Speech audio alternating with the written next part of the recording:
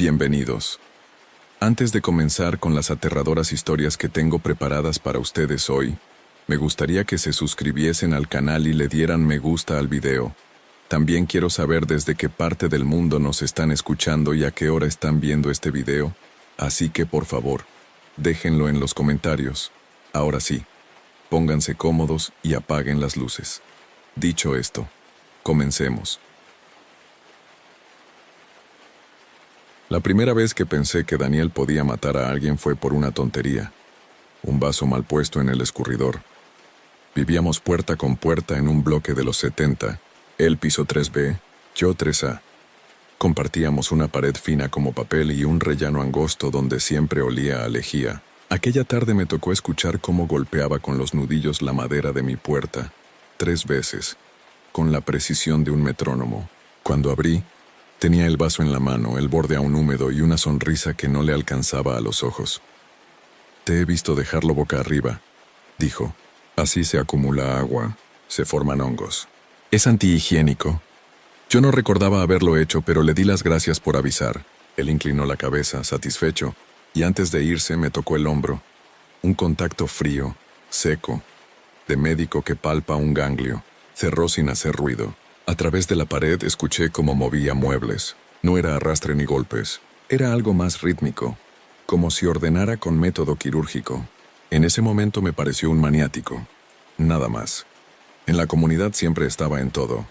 Detectaba fugas antes que el fontanero. Apuntaba matrículas de los coches que aparcaban en doble fila. Pedía recibos en el buzón cuando alguien vendía muebles por Wallapop. Decían que trabajaba en informática. Nunca le vi con amigos, ni con familia. Con el tiempo, empecé a notarlo detrás de mí en la escalera, silencioso, subiendo a la misma velocidad que yo, pero sin coincidir jamás en el peldaño. Si me detenía, se detenía. Si aceleraba, lo hacía también. Era una coreografía tensa, casi ridícula. Una noche se fue la luz en el bloque. Salimos varios al rellano y Daniel ya estaba ahí, con una linterna corta de luz blanca. Iluminaba los contadores con una calma que daba rabia. Me prestó la linterna para que bajara por agua al trastero. Cuando me la devolvió, sus dedos rozaron los míos, y noté un callo duro en el índice, como de quien practica tiro o desmonta cosas pequeñas a menudo.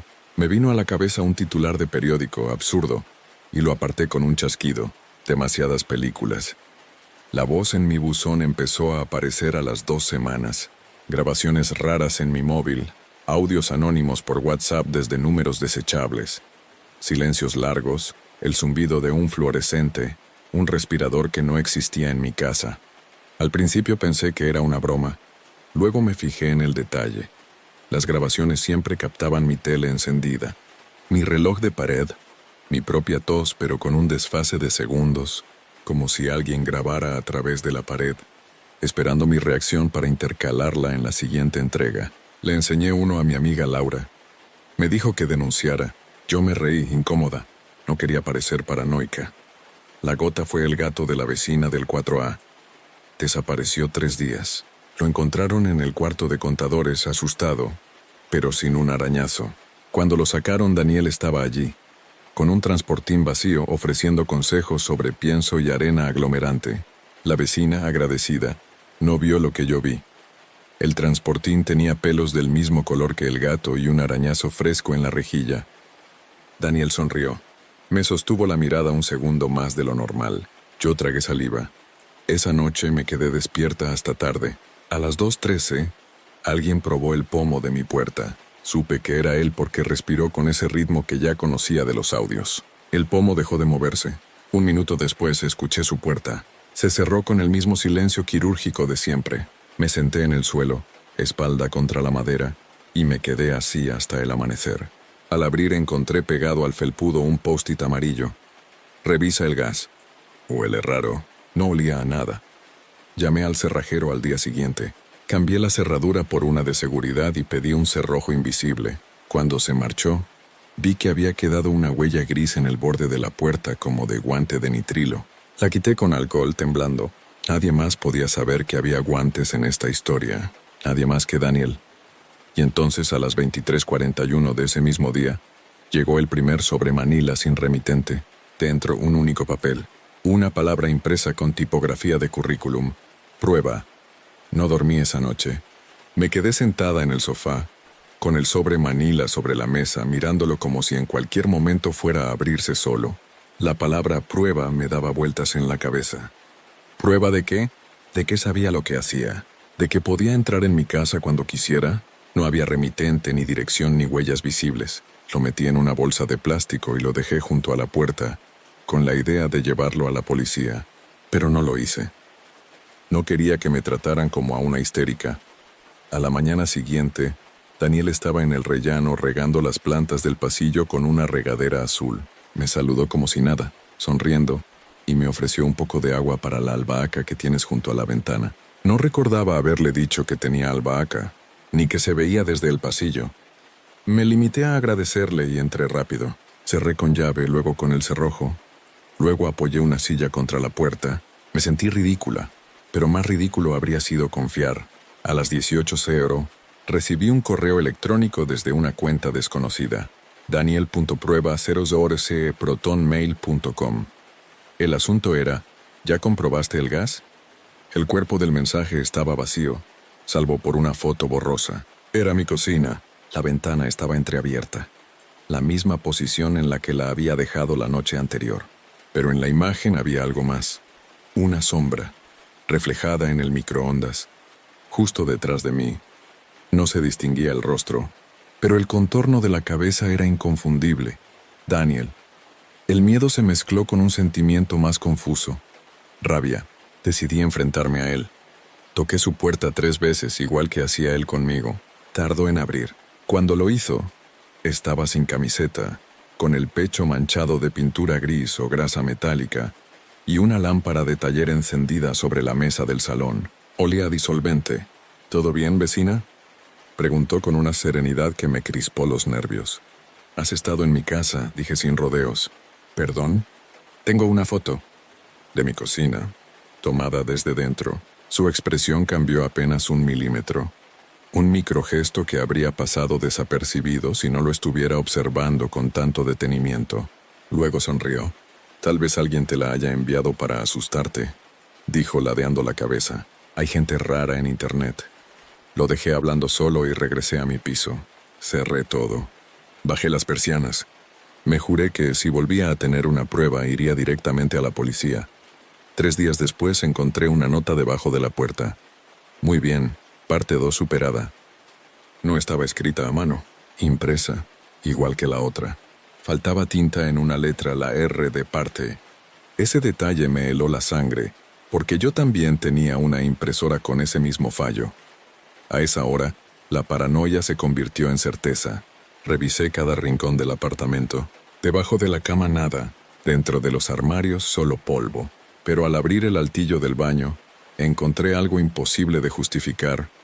Una pequeña cámara, del tamaño de un encendedor, con una luz azul parpadeante. El corazón me dio un vuelco. Desconecté el aparato con un manotazo y lo envolví en una toalla. Luego fui al ordenador. Busqué en internet el modelo. Cámara de vigilancia Wi-Fi, transmisión en tiempo real. Revisé la red doméstica.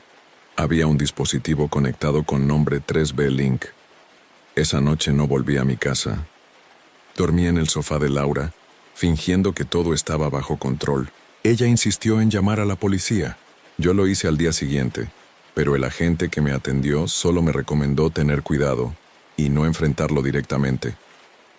Cuando regresé al edificio, mi puerta estaba entreabierta. No forzada, simplemente mal cerrada. Entré con el móvil grabando. Todo estaba en su sitio, salvo por un detalle. El sobre manila, el que había dejado junto a la puerta para entregar como prueba, ya no estaba. Sobre la mesa, había uno nuevo. Esta vez decía, parte 3, final. No toqué el sobre, ni siquiera lo miré más de unos segundos. Tenía la sensación de que si lo abría, algo se rompería del todo dentro de mí. Dejé la puerta abierta de par en par, como si el aire pudiera limpiar la casa, y marqué el número de la policía con las manos temblando. Vinieron 2 agentes jóvenes con caras de domingo aburrido. Revisaron el piso por protocolo, abrieron el sobre con guantes y sacaron una fotografía impresa. Era yo, dormida. La imagen estaba tomada desde el marco de la puerta de mi habitación. Se veía la forma de mi cuerpo bajo las sábanas, mi pelo extendido en la almohada, el reloj del velador marcando las 3:27 am. El agente más serio levantó la mirada hacia mí y dijo con voz neutra: ¿Vive alguien más con usted? Negué. Entonces, señora, alguien ha estado dentro mientras dormía. Tomaron declaración, fotos del marco de la puerta, del cerrojo nuevo, de los post-its anteriores. Me pidieron no tocar nada y se llevaron el sobre como evidencia. Uno de ellos, antes de irse, me dijo en voz baja: si puede, vaya a casa de alguien unos días. No vuelva sola hasta que tengamos algo. Esa misma tarde metí lo imprescindible en una maleta y bajé al garaje. No noté que la luz del pasillo estaba fundida hasta que ya era tarde. Un clic sonó detrás de mí como el de una linterna. Me giré. La luz blanca me dio directo a la cara. ¿Te vas de viaje? La voz era inconfundible, Daniel. Solo unos días, respondí fingiendo calma. Siempre es bueno despejarse. Su sonrisa no era amable. Era de alguien que disfruta el secreto de otro. Caminé hacia el coche sin apartar la vista de él. Siguió mirándome hasta que cerré la puerta y arranqué. Por el retrovisor lo vi quedarse quieto, la linterna apuntando al suelo. Esa noche me quedé en casa de Laura. Le conté todo. Ella quiso acompañarme a hacer la denuncia formal al día siguiente. Dormimos poco, pendientes de cualquier ruido. A las 3:30 mi móvil vibró. Un mensaje de un número oculto. Solo una palabra: despierta. Al abrir el archivo adjunto casi grité. Era un video grabado desde mi cocina. Se me veía saliendo apresurada esa misma tarde con la maleta. Luego, segundos después, Daniel aparecía en el encuadre, entrando con su copia de llave, inspeccionando la casa, deteniéndose frente a la cámara, mirándola directamente y sonriendo. Fuimos a la comisaría en cuanto amaneció, pero las cosas se complicaron. Los agentes me dijeron que no había registros del sobre en la evidencia. No existía, según el sistema. El caso de momento quedaba en observación. Cuando mencioné el video pidieron verlo. Lo busqué en el móvil. Había desaparecido. No quedaba ni en archivos eliminados. Regresé a casa con Laura, decidida a recoger todo y mudarme. Pero cuando subimos, el pasillo olía a pintura fresca. Había un letrero pegado con cinta en mi puerta: obras en curso, no pasar. La cinta estaba firmada con mi nombre, impresa. «Esto es una broma enferma», susurró Laura. Empujé la puerta. Estaba abierta. El piso parecía exactamente igual, salvo por una cosa: todas las paredes estaban cubiertas de papel fotográfico. Cientos de imágenes en blanco y negro. Eran de mí, cocinando, durmiendo, trabajando, llorando. Cada una llevaba debajo una fecha y una hora. En el centro del salón, una nota escrita con marcador negro. Te dije que era la parte final. Laura llamó al 112 entre sollozos. Pero cuando llegaron los agentes, todo había desaparecido. Las paredes estaban limpias.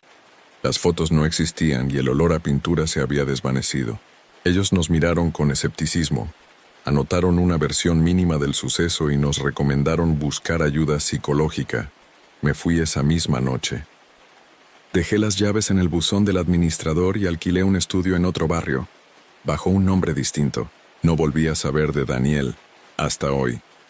Esta mañana, al abrir mi correo nuevo, uno que nunca asocié a mi nombre real, encontré un mensaje sin asunto. Dentro, una sola línea: parte 4, final verdadero. Pasaron 3 días antes de que me atreviera a abrir ese correo otra vez. Cada vez que miraba la bandeja de entrada, la línea parte 4, final verdadero. Me parecía un desafío. Lo hice una madrugada, con todas las luces encendidas, el móvil grabando y la puerta con doble cerrojo. Dentro del correo había un enlace, sin texto, sin firma. Sabía que no debía abrirlo, pero lo hice. Era un video. Comenzaba con una imagen borrosa. Un pasillo iluminado por luces frías. Tardé solo unos segundos en reconocerlo. Mi nuevo edificio.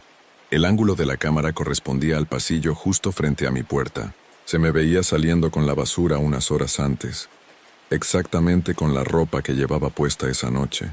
La cámara seguía grabando. Después de que yo cerraba, alguien avanzaba hacia mi puerta. Los pasos eran pausados, deliberados. La cámara tembló ligeramente antes de enfocar el pomo. Unos guantes azules de nitrilo. Mi respiración se descompuso. Pausé el video, temblando. No podía seguir. Pero el cursor se movió solo, como si alguien hubiera tomado control remoto. La reproducción continuó. La persona del video, Daniel sin duda, se acercó tanto que solo se veía su pecho y la linterna que sostenía. Dejó en el suelo un sobre manila y se alejó. Antes de perderse en la oscuridad del pasillo, levantó la cabeza hacia la cámara, y por primera vez vi su rostro con claridad. Sonreía. Salté del sofá y corrí a la puerta. Nada. El pasillo estaba vacío. El silencio era tan absoluto que dolía. Pero al bajar la mirada lo vi. El sobre manila, idéntico a los anteriores, sin remitente, sin nombre. Solo una palabra impresa, grabando. El cuerpo me temblaba. Lo tiré a la basura sin abrirlo y me encerré en el baño, donde estuve más de 1 hora con la espalda contra la pared, escuchando cualquier ruido. A las 4:00 am recibí un mensaje de Laura. ¿Dónde estás? Vi algo raro. La llamé enseguida y me contó que alguien había estado rondando su edificio, dejando notas en los buzones con mi nombre. A la mañana siguiente, fui a verla. Cuando llegué, su puerta estaba entreabierta. Grité su nombre.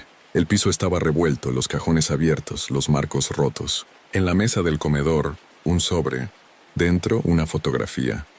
Laura, dormida en su sofá, y detrás de ella, en penumbra, la silueta de Daniel. En el reverso escrito a máquina, ella aprobó la prueba. Tú no. Esa fue la última vez que la vi. La policía declaró su desaparición sin pistas. El caso se enfrió en semanas. Yo me mudé otra vez sin dejar rastro. Cambié de número, de correo, de nombre incluso. Pero los sobres siempre me encuentran. A veces llegan sin remitente. Otras firmados con iniciales que reconozco demasiado bien. He cambiado 3 veces de cerraduras, 2 veces de país. Aún así, sigo despertando algunas noches a las 3:27 exactas. Siempre el mismo ruido. Un clic suave en el pomo como si alguien comprobara si sigo ahí. Hace 2 semanas, en un hostal de Lisboa, el recepcionista me entregó un paquete sin saber quién lo había dejado. Dentro había un pendrive y una nota. Esto acaba cuando dejes de correr. Aún no lo he conectado. Está aquí sobre la mesa junto a mi portátil encendido. A veces la luz del dispositivo parpadea sola, como si quisiera hablar. No sé qué pasará si lo abro, pero tal vez tenga razón. Tal vez si lo hago por fin termine todo. Escucho pasos en el pasillo, lentos, seguros. El pomo vibra. Alguien susurra mi nombre. Y entonces comprendo que no importan los muros, ni los nombres nuevos, ni los países, porque él nunca se fue. Solo estaba esperando que terminara de escribir esto.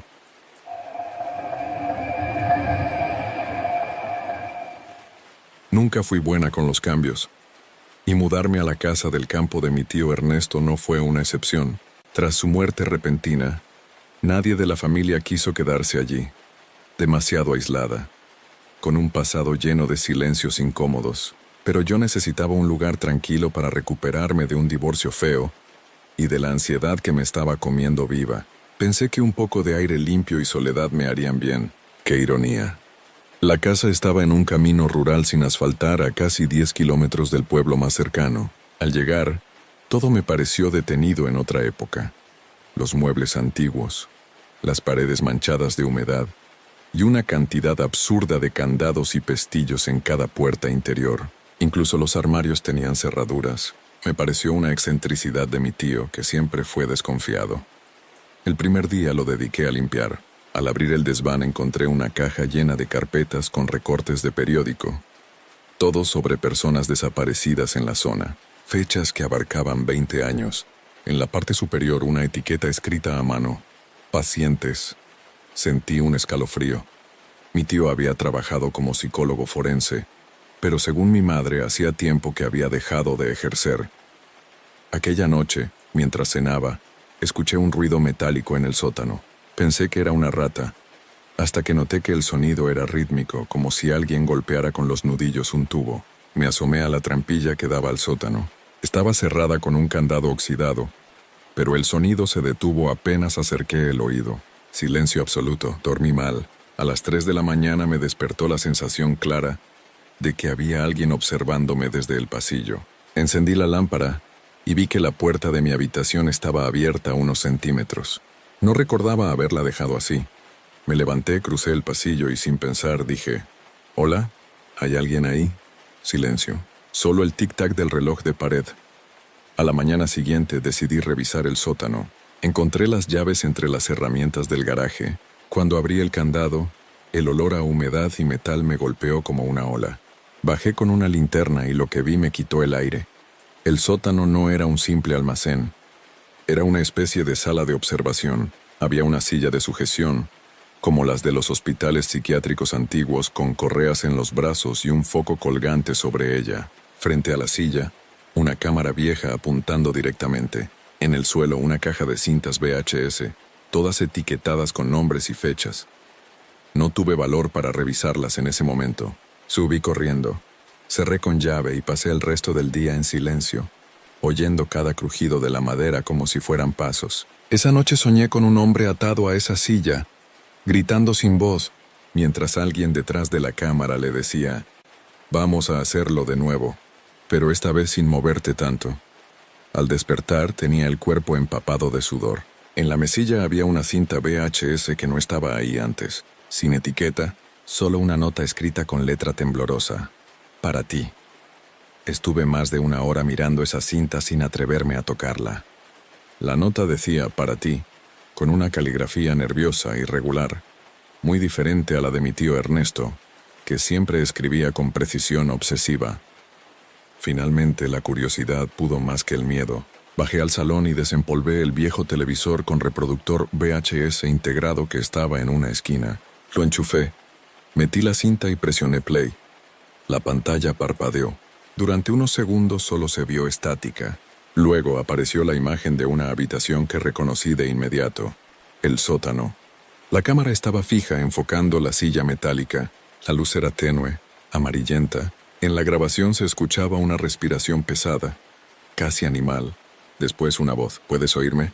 Era la voz de mi tío Ernesto, pero sonaba distinta, más baja, controlada, como si estuviera intentando sonar amable. En la silla había alguien sentado. No se le veía bien el rostro, porque tenía la cabeza agachada y el pelo cubriéndole la cara. Las manos estaban atadas a los reposabrazos. «No vas a hacerme daño otra vez», dijo la persona con una voz rota. «Nadie quiere hacerte daño», respondió mi tío, acercándose al lente de la cámara. Su rostro ocupó casi toda la pantalla. Tenía la mirada descompuesta, los ojos sin brillo. «Esto es por tu bien». La cinta se cortó de golpe. El silencio fue tan denso que juraría escuchar mi propio pulso rebotando en las paredes.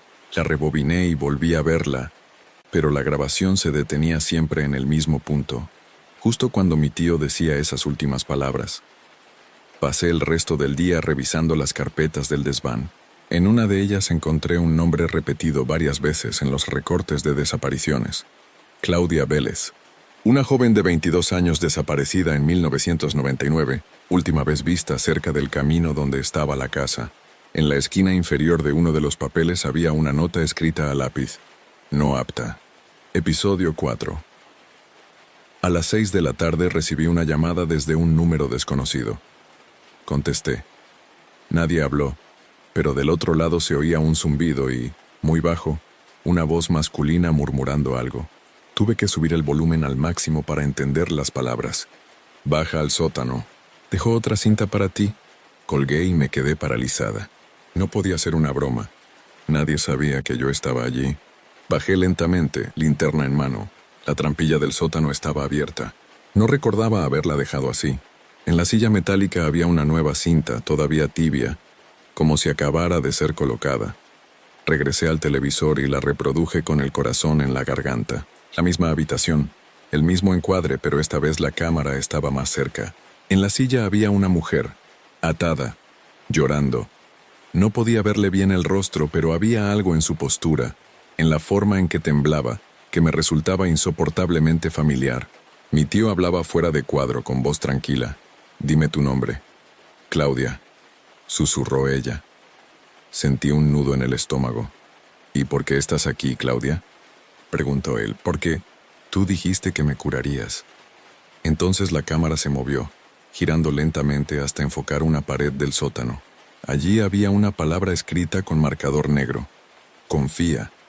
La grabación terminó con un sonido seco, como si alguien hubiera apagado la cámara bruscamente. Apagué el televisor, temblando. Fui hasta el baño a echarme agua en la cara y, cuando levanté la vista, noté algo que me heló la sangre. En el espejo, escrito con los dedos húmedos, había una sola palabra, recién trazada, que se deslizaba por el vapor. Confía. Estuve varios minutos mirando el espejo sin moverme.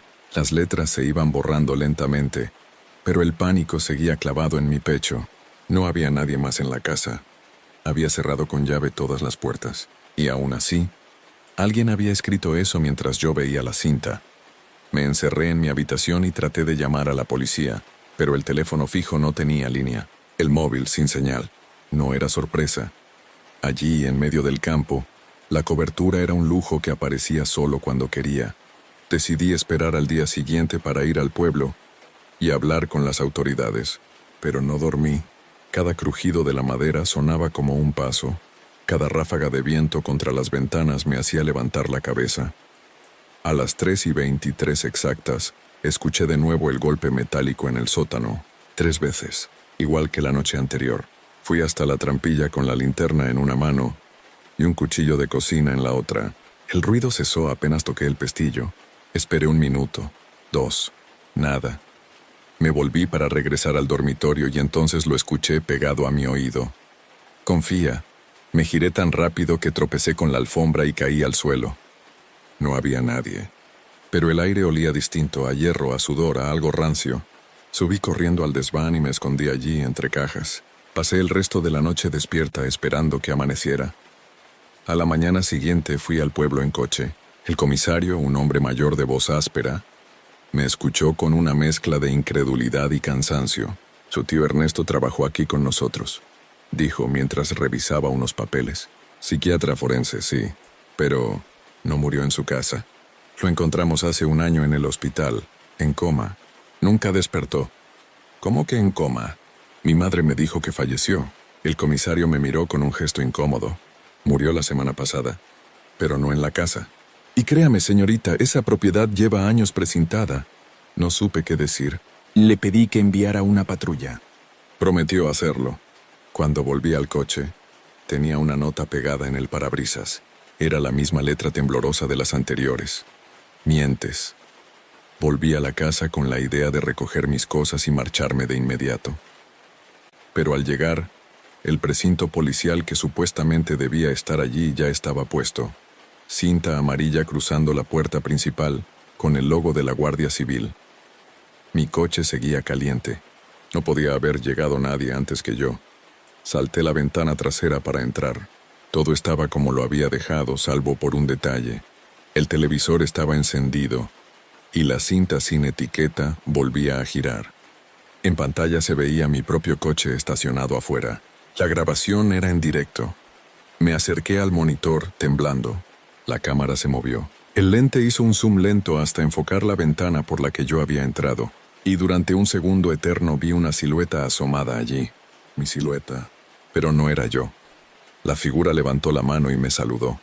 Corrí escaleras arriba, desesperada, sin mirar atrás. Me encerré en la habitación, intentando entender lo imposible. Cuando por fin me atreví a mirar por la ventana, la figura ya no estaba. Pero sobre la almohada había algo nuevo. Una cinta más pequeña con una etiqueta escrita a mano. Tercera sesión. Paciente, Sofía G., mi nombre. Tardé casi 1 hora en atreverme a tocar la cinta. Paciente Sofía G., mi nombre, mi letra. Y sin embargo yo jamás había escrito eso. Todo mi cuerpo temblaba mientras la colocaba en el reproductor. La pantalla parpadeó 3 veces antes de mostrar la misma sala del sótano. Pero esta vez la imagen era más nítida, como si alguien hubiera actualizado el equipo. En la silla metálica había una mujer. Era yo. La cámara me enfocaba desde distintos ángulos, uno frontal, otro lateral. Yo estaba atada, con la cabeza caída, el cabello pegado al rostro. No hablaba, solo respiraba de forma entrecortada. De fondo la voz de mi tío. «Sofía, ¿sabes por qué estás aquí?» «No». Mi voz era apenas un murmullo. «Porque dijiste que querías entenderlo todo, que querías ayudarme». El tono era calmado, paternal.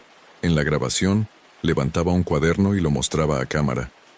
El mismo que encontré en el desván, lleno de nombres y fechas. «Eres mi sucesora», decía. «Pero tienes que ver lo que yo vi, tienes que sentirlo». Luego un sonido chirriante, metálico, inundó la habitación del video. Yo, o esa versión de mí, gritaba. La pantalla se oscureció unos segundos, y después apareció un nuevo plano. Alguien subiendo las escaleras del sótano con una linterna. El encuadre era inestable, como si lo llevara en la cabeza. Subía lentamente, hasta detenerse frente a la puerta del dormitorio, la mía. La grabación se detuvo justo cuando la mano del camarógrafo empujaba la puerta. Me aparté del televisor de un salto. No podía respirar. El reloj marcaba las 3:17. Un minuto después el ruido volvió. Pasos en la escalera del sótano, idénticos a los del video. Me armé con el cuchillo más grande que encontré y apunté hacia la puerta. Los pasos siguieron, más lentos, más pesados. Golpes suaves en la madera. Y entonces una voz, «Sofía, ¿ya confías?» No era la voz de mi tío. Era la mía. Retrocedí hasta la pared. La puerta tembló, el pestillo giró y cuando finalmente se abrió no había nadie. Solo el aire helado. Pero sobre el suelo, justo frente a la puerta, había una cámara moderna, encendida, grabando. Me acerqué. En la pantalla se veía mi rostro en tiempo real, y detrás de mí, una sombra inmóvil a medio metro de distancia. Me giré con un grito. Nada. Salí de la casa corriendo, sin mirar atrás. Dejé todo. Las cintas, el coche, incluso mi bolso. Corrí campo a través hasta ver las luces del pueblo. Al amanecer, la policía me encontró descalza, cubierta de barro, diciendo incoherencias sobre grabaciones y voces. Volvimos a la casa con ellos. El sótano estaba vacío. No había cámaras, ni cintas, ni silla metálica. Todo limpio, como si nunca hubiera existido. Un mes después me mudé a la ciudad y empecé terapia. El psicólogo me dijo que los traumas pueden fabricar recuerdos imposibles, que el aislamiento, la ansiedad y la herencia de mi tío podían haberme jugado una mala pasada.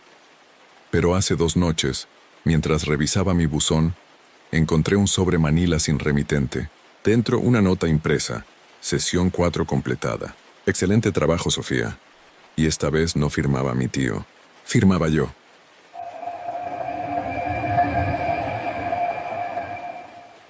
No me considero una persona supersticiosa, pero hay cosas que no encajan en ningún manual de psicología. Lo que ocurrió en la residencia Los Cedros fue real. Lo vi con mis propios ojos y aún escucho los ruidos cuando intento dormir. Yo era enfermero de noche, contratado para cubrir vacaciones en la planta de geriatría. No había fantasmas, ni demonios, ni nada sobrenatural. Solo personas y un hombre que decidió jugar a ser Dios. La primera noche fue tranquila, salvo por el típico caos de medicamentos y alarmas. Los Cedros era un edificio viejo, con pasillos estrechos y cámaras de seguridad que solo funcionaban cuando querían. Había un ala cerrada, el pabellón C, donde se guardaban los pacientes sin familia o con historial psiquiátrico. Nadie me dijo mucho sobre ellos, solo que no debía abrir esa puerta bajo ningún motivo. Fue allí donde vi por primera vez al doctor Méndez. Era el director médico, un hombre alto, de voz suave y modales impecables. Llevaba el mismo reloj plateado todos los días, y tenía la costumbre de hablar como si cada palabra pesara más que la anterior. «El orden es salud», me dijo la primera noche. «Aquí no se trata solo de cuidar cuerpos, sino de vigilar mentes». Pensé que era una metáfora, hasta que descubrí lo que significaba en realidad. A las 3 de la mañana, mientras revisaba el panel de cámaras, noté algo raro. Una de las pantallas, la que correspondía al pabellón C, mostraba movimiento.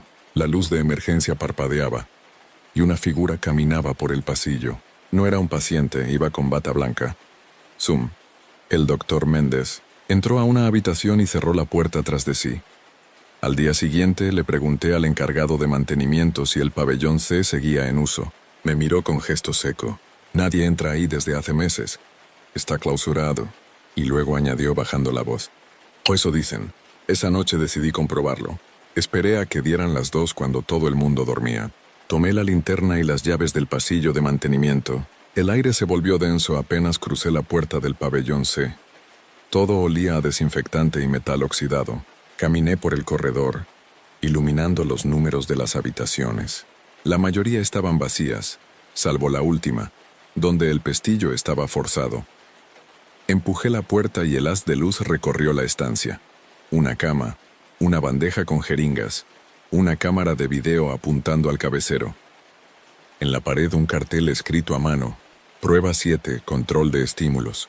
No entendí nada, hasta que vi el armario. Lo abrí. Dentro había una persona, o lo que quedaba de una. Un hombre delgado, sin camiseta, con cables pegados al pecho y un tubo saliendo de su boca. Estaba vivo. Sus ojos se abrieron apenas la linterna lo tocó. Intentó hablar, pero del tubo solo salió un silbido débil. Me eché atrás, horrorizado. En ese momento, escuché pasos detrás de mí. La voz del doctor Méndez, calmada, como si nada estuviera fuera de lugar. Te dije que aquí no debías entrar. Y antes de que pudiera reaccionar, todo se volvió negro. Desperté en una camilla, con un dolor punzante en la cabeza y una venda improvisada en la frente. El aire olía a cloro y a sangre seca. Intenté incorporarme, pero tenía las muñecas atadas con correas de cuero. Frente a mí, una cámara encendida parpadeaba con la luz roja de grabación. «Tranquilo, no estás herido», dijo el doctor Méndez, acercándose con una jeringa. «Solo te dormiste un rato». Intenté gritar, pero la voz no me salía.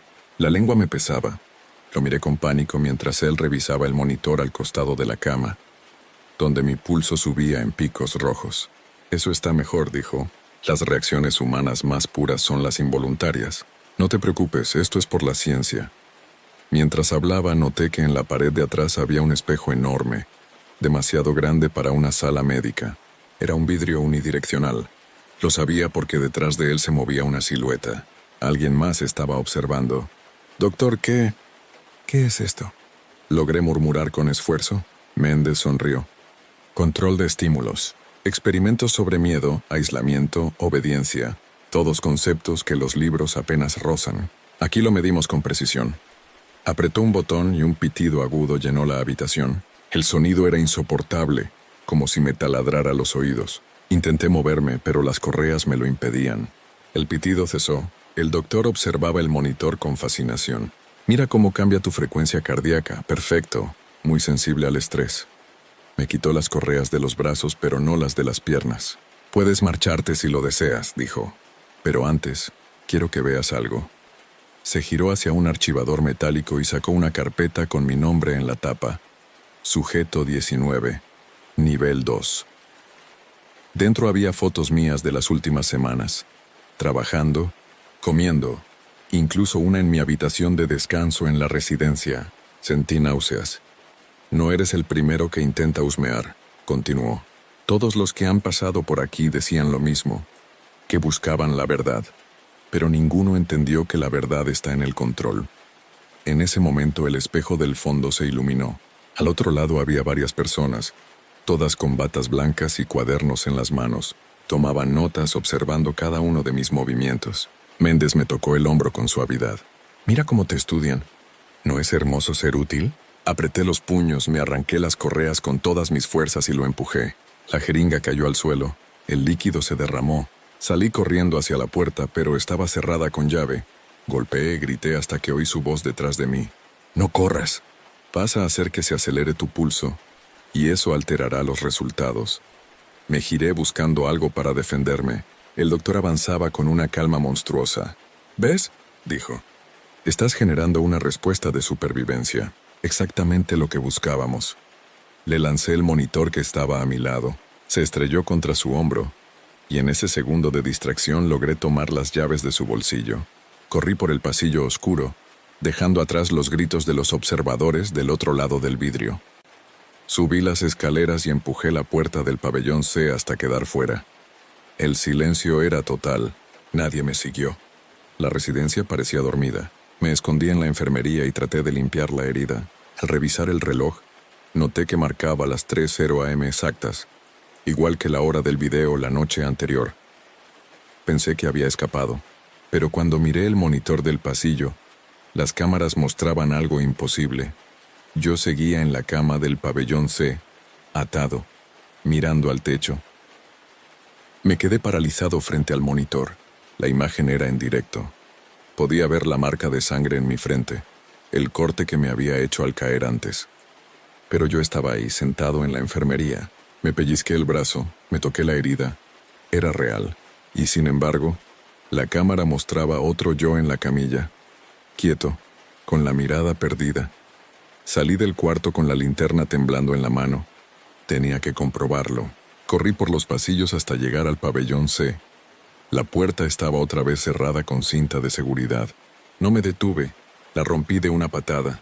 El aire allí dentro era distinto, más pesado, como si nadie lo hubiera respirado en años.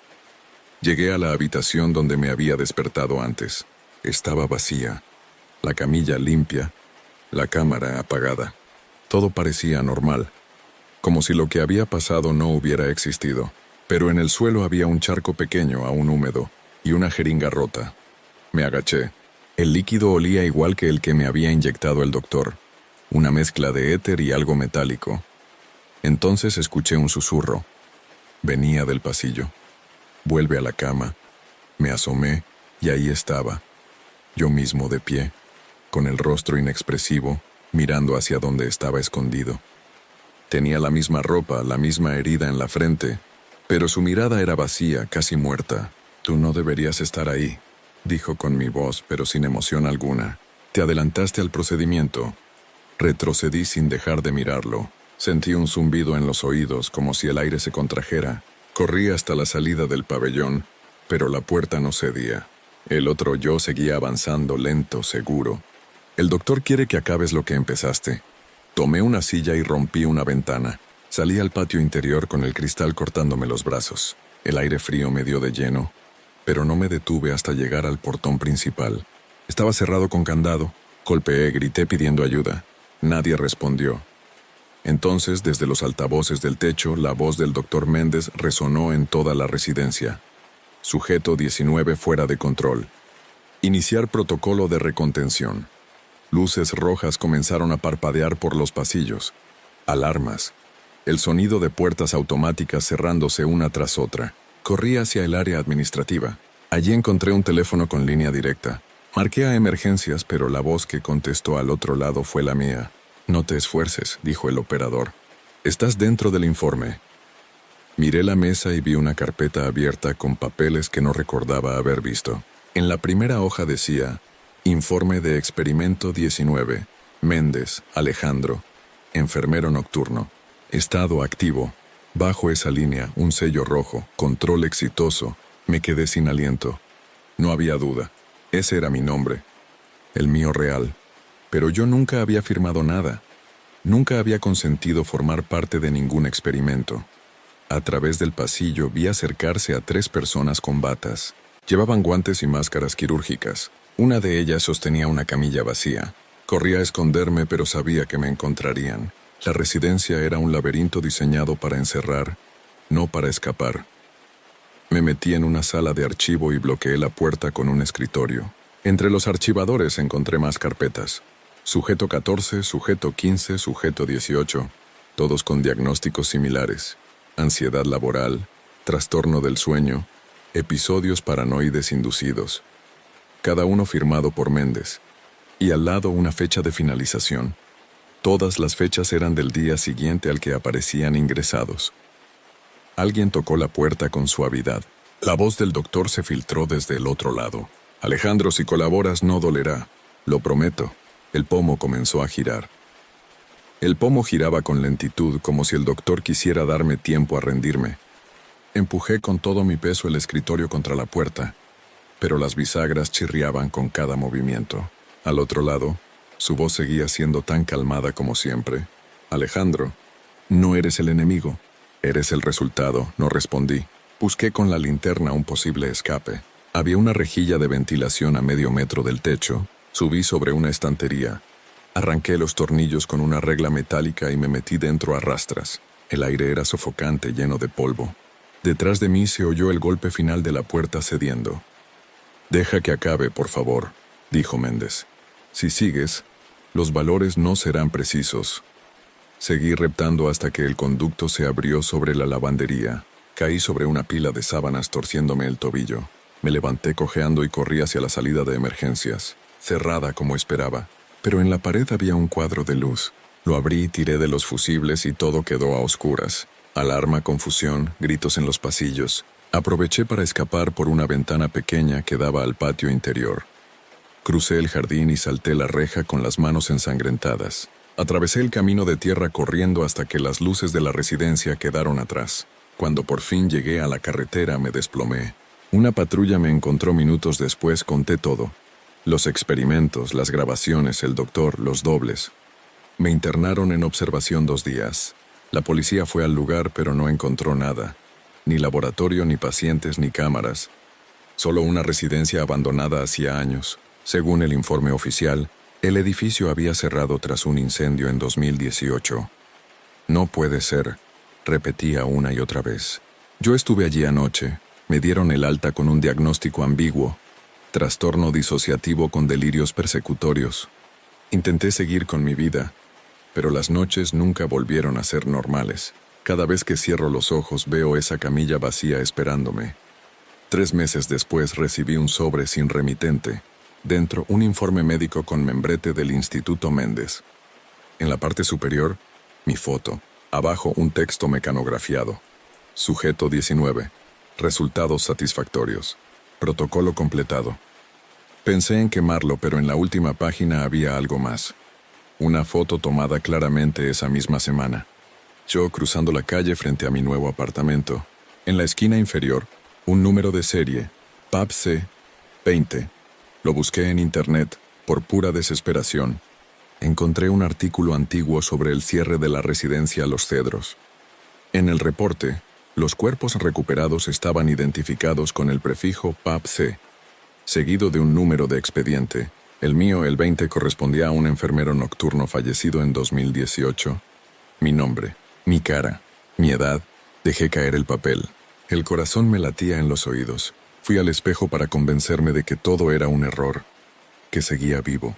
Pero el reflejo no se movía igual que yo. Mi reflejo sonrió.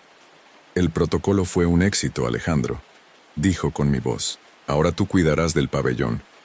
Y detrás del cristal, por un instante, juraría haber visto la luz roja de una cámara encenderse.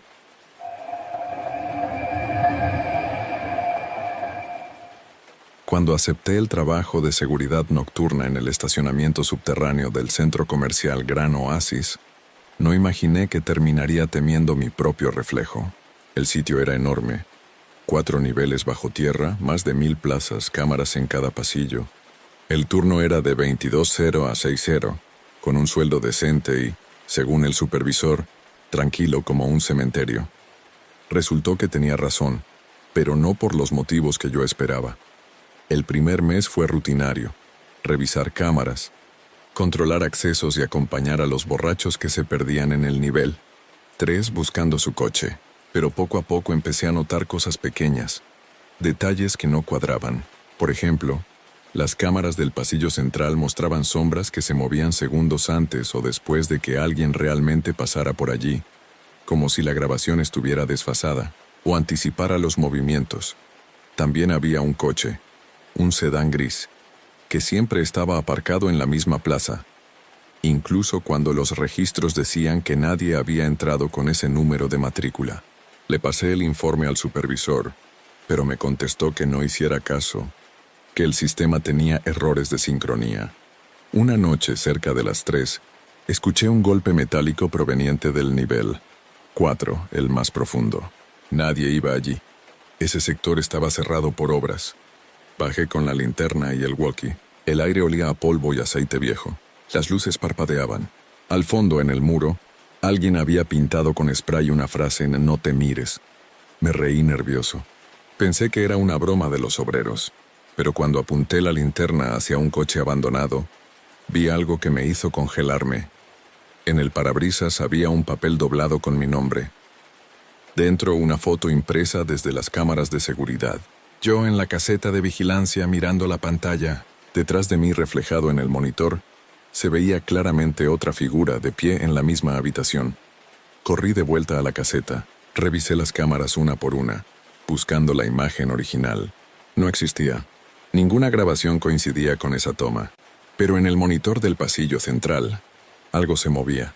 Una silueta negra inmóvil, justo detrás de la cámara. El sistema comenzó a fallar. Una a una las pantallas se pusieron en negro, excepto una, la que enfocaba mi caseta desde el pasillo. Me vi a mí mismo en directo, y detrás de mí, exactamente como en la foto, la figura volvió a aparecer, borrosa, más cerca. Me giré de golpe. No había nadie. El aire estaba helado. El walkie sonó con un chasquido, y una voz distorsionada susurró: «Deja de mirar». Desenchufé los monitores, pero la imagen seguía allí, proyectada en la pantalla apagada. Mi reflejo quieto, sonriendo. A las 5:00 de la mañana llegó el relevo. No dije nada, pero cuando me fui, pasé por el nivel 4 para comprobar si el coche seguía allí. Había desaparecido. En el suelo, justo donde estuvo aparcado, quedaba una huella de neumático reciente, y al lado, pintado con el mismo spray negro, un mensaje nuevo: «Ya te vi». No dormí en todo el día. Cada vez que cerraba los ojos veía mi rostro en esa pantalla, sonriendo con una expresión que no me pertenecía. Pensé en renunciar, pero el miedo a parecer paranoico y a perder el poco dinero estable que tenía me frenó. Me repetí que todo tenía una explicación técnica. Siempre la hay. Volví al trabajo esa noche con el plan de grabar todo con mi propio móvil. Revisé las cámaras, los pasillos, cada rincón del nivel 4, nada fuera de lugar. A la medianoche el supervisor me llamó por radio. «¿Todo tranquilo por ahí, Víctor?» «Sí, todo bien», mentí. «Perfecto. Recuerda dejar anotado el conteo de cámaras antes de tu salida. Ay, no bajes al nivel cerrado, ¿eh?» Bromeó, pero bajé. No podía evitarlo. Tenía que asegurarme de que el coche no hubiera vuelto. El aire estaba más frío esa noche. Las luces del techo se encendían a mi paso, pero una de ellas, la del fondo, parpadeaba sin ritmo. Cuando me acerqué, noté que había algo nuevo en la pared. Una cámara de seguridad idéntica a las del resto, pero con el número 13 grabado a mano en el lateral. No existía ninguna cámara 13 en el inventario. Apunté con la linterna. El lente estaba roto. Aún así, la luz roja de grabación parpadeaba. Un zumbido bajo, como una respiración, llenaba el pasillo. De repente el walkie cobró vida con un ruido estático, seguido de una voz masculina. «No deberías estar aquí, Víctor». Era mi propia voz. Solté el walkie y corrí hacia el ascensor. Mientras subía, las luces del panel comenzaron a cambiar solas. 4, 3, 2, 3, 4, 3. Se atascó. Golpeé el botón de emergencia, pero el ascensor no se movía. Entonces, las luces se apagaron. Cuando volvieron, el espejo del ascensor estaba cubierto de condensación. Y en medio, escrita con un dedo, una palabra: «Mírate». Me giré hacia el espejo. Lo que vi no era mi reflejo. Era yo, sí, pero con la cabeza ladeada, los ojos oscuros, sin pupilas. Se movía un segundo después que yo. Cuando levanté la mano, él tardó en hacerlo. Cuando abrí la boca, su sonrisa fue más amplia, grotesca. La puerta del ascensor se abrió de golpe. Salí corriendo al nivel 2 y busqué refugio en la caseta de vigilancia. Las cámaras habían vuelto a encenderse solas. En todas se veía la misma cosa: el pasillo vacío, salvo por una figura caminando hacia la caseta desde distintos ángulos. Una notificación apareció en la pantalla principal. Era un mensaje de texto del sistema interno. «Usuario duplicado detectado. Iniciar protocolo de eliminación». De pronto la puerta de la caseta golpeó con fuerza, 1, 2, 3 veces. Me armé con la linterna, apuntando al vidrio. Vi un destello. Mi rostro pegado al otro lado, mirándome fijamente. La sonrisa seguía ahí, pero ahora estaba manchada de algo oscuro como aceite. «Tú no deberías seguir aquí», dijo, con mi voz perfecta. El vidrio se agrietó. Salí corriendo, sin pensar. No recuerdo cómo llegué al estacionamiento exterior, solo que, al mirar atrás, las luces del subterráneo parpadeaban al unísono, formando una palabra en la oscuridad: «Uno menos».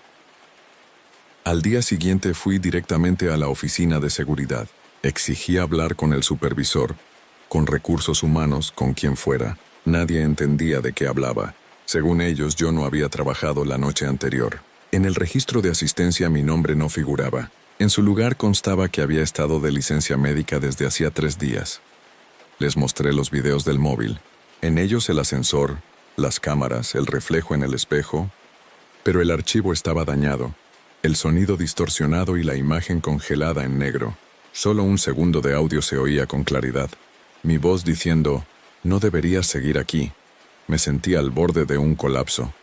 Me juré no volver, pero esa misma noche recibí un mensaje de texto desde un número desconocido. Turno 22, Saero. No faltes. Supervisión. Pensé en ignorarlo, pero media hora después otro mensaje llegó. Tu duplicado ya marcó entrada. Sentí un frío seco recorrerme el cuerpo. Tomé el coche y conduje de vuelta al centro comercial, decidido a descubrir qué estaba pasando. El guardia del acceso nocturno me saludó con un gesto mecánico. Ya está abajo, dijo sin que yo preguntara nada. Bajé al nivel 2. Todo estaba encendido, como si el turno siguiera en marcha. En la caseta de vigilancia, vi a alguien sentado frente a los monitores, de espaldas con el mismo uniforme que el mío. Grité. El tipo giró lentamente. Era yo. Mismo rostro, mismo corte de cabello, misma herida pequeña en la ceja que me hice de niño. La única diferencia estaba en los ojos, no parpadeaba. Llegas tarde, dijo con voz idéntica a la mía. ¿Qué eres tú?, pregunté. Soy el que hace bien el trabajo. Tú te distrajiste. Miraste demasiado.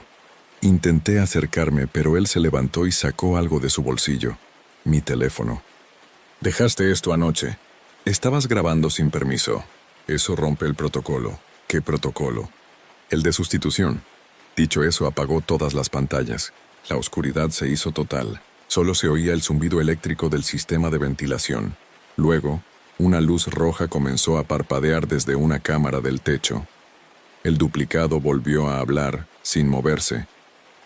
Cuando uno mira demasiado tiempo al reflejo, el reflejo aprende y te reemplaza. Intenté correr, pero el suelo estaba cubierto de agua. Caí, golpeándome la rodilla. La figura se acercó. Sus pisadas eran huecas, desfasadas, como si vinieran de dos lugares a la vez.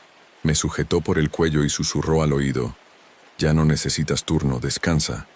El mundo se volvió negro. Desperté en mi cama, a plena luz del día. Pensé que había sido un sueño hasta que vi mi uniforme, manchado de grasa sobre la silla, y mi móvil encendido grabando. En la pantalla, el video mostraba la caseta vacía, pero en el reflejo del vidrio yo seguía allí, vigilando. Llamé al centro comercial. El número estaba fuera de servicio. Busqué en internet.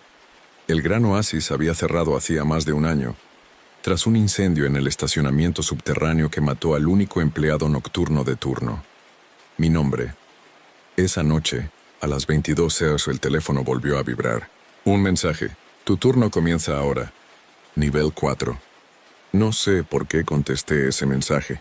Tal vez por miedo, tal vez por curiosidad o quizá porque, en el fondo, una parte de mí ya sabía que no tenía otra salida. A las 22:00 en punto, tomé las llaves del coche y conduje hasta el Gran Oasis.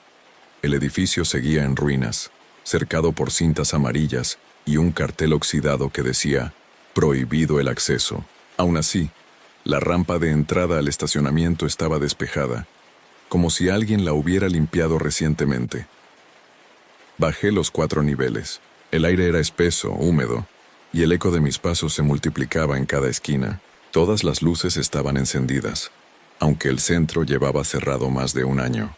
Las cámaras giraban lentamente siguiéndome. En la caseta de vigilancia, las pantallas mostraban imágenes de esa misma noche, en directo pero con un detalle imposible. Yo aparecía en ellas, ya sentado, trabajando como si nunca me hubiera ido. Me acerqué al monitor central. En la pantalla, mi doble levantó la cabeza y me miró directamente, como si supiera que estaba allí. «Llegas tarde otra vez, Víctor», dijo mi voz desde los altavoces del sistema. «Esto ya terminó», respondí temblando. «No termina. Solo cambia de turno». El intercomunicador se activó solo. En la línea se escuchó el clic de una grabación vieja. Una voz masculina, mi supervisor, repetía una y otra vez. «Protocolo de sustitución activo. Confirmar eliminación del original».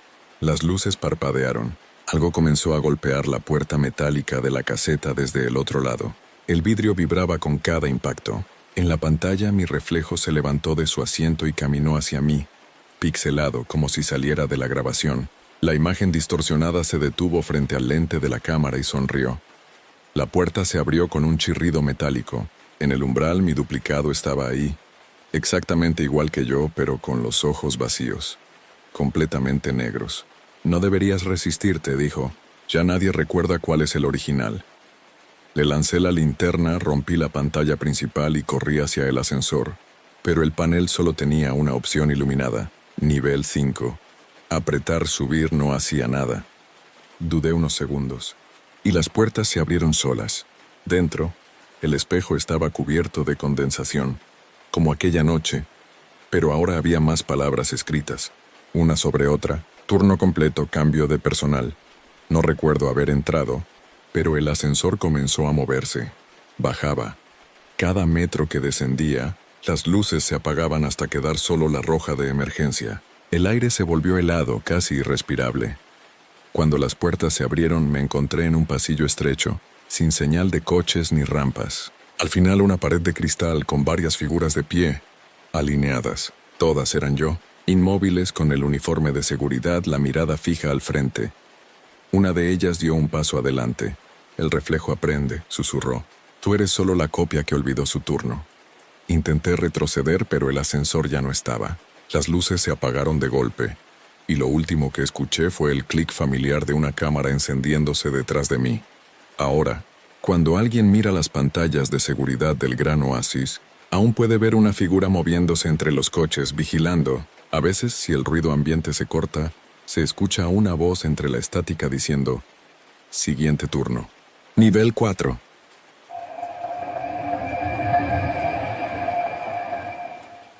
Mi nombre es Lucía Roldán, periodista de investigación. Lo que voy a contar ocurrió en 2019, durante un reportaje sobre desapariciones en aplicaciones de transporte privado. Pensé que estaba siguiendo una historia más de corrupción empresarial o negligencia, pero lo que encontré fue algo que todavía me quita el sueño. Todo comenzó con una mujer llamada Carla Muñoz, desaparecida tras tomar un viaje de madrugada en Madrid. El registro de la app mostraba que había subido a un coche con matrícula falsa y que el conductor jamás existió en la base de datos. La policía lo clasificó como caso abierto, pero sin avances. Hasta ahí, todo parecía un error más del sistema. Pasé semanas revisando foros, archivos y bases de datos filtradas. Encontré 4 casos más, todos con el mismo patrón: mujeres solas, viajes nocturnos, choferes que no figuraban en la empresa. Cada uno había tomado el coche en zonas diferentes, pero el recorrido final siempre terminaba en el mismo punto: una nave industrial abandonada en las afueras de Alcorcón. Una tarde decidí ir. El edificio estaba rodeado de maleza y muros de hormigón grafiteados. Dentro olía a humedad y aceite viejo. Encontré restos de neumáticos y trozos de cámaras de seguridad desmontadas. En una esquina había un contenedor metálico con cables saliendo por los bordes. Al acercarme, noté que el metal aún estaba caliente. Saqué fotos y me preparé para irme cuando escuché algo: un teléfono sonando. Un tono viejo, de los que ya nadie usa, venía del fondo del pasillo. Lo seguí hasta una oficina con paredes cubiertas de polvo. Sobre un escritorio, un móvil encendido parpadeaba. No tenía marca, solo la pantalla iluminada con una dirección: 2145, Plaza del Sol, pasajera, Lucía R. Me quedé helada. Era mi nombre. Salí de allí tan rápido como pude, pero mientras me alejaba por el camino de tierra, noté los faros de un coche detrás de mí. No iba rápido, solo me seguía, manteniendo siempre la misma distancia. Paré, también paró. Arranqué de nuevo y volvió a hacerlo. Aceleré hasta llegar a una gasolinera. Bajé del coche fingiendo normalidad. El otro vehículo, un sedán negro sin matrícula, se detuvo al otro lado de la carretera. El conductor no salió. No pude verle el rostro.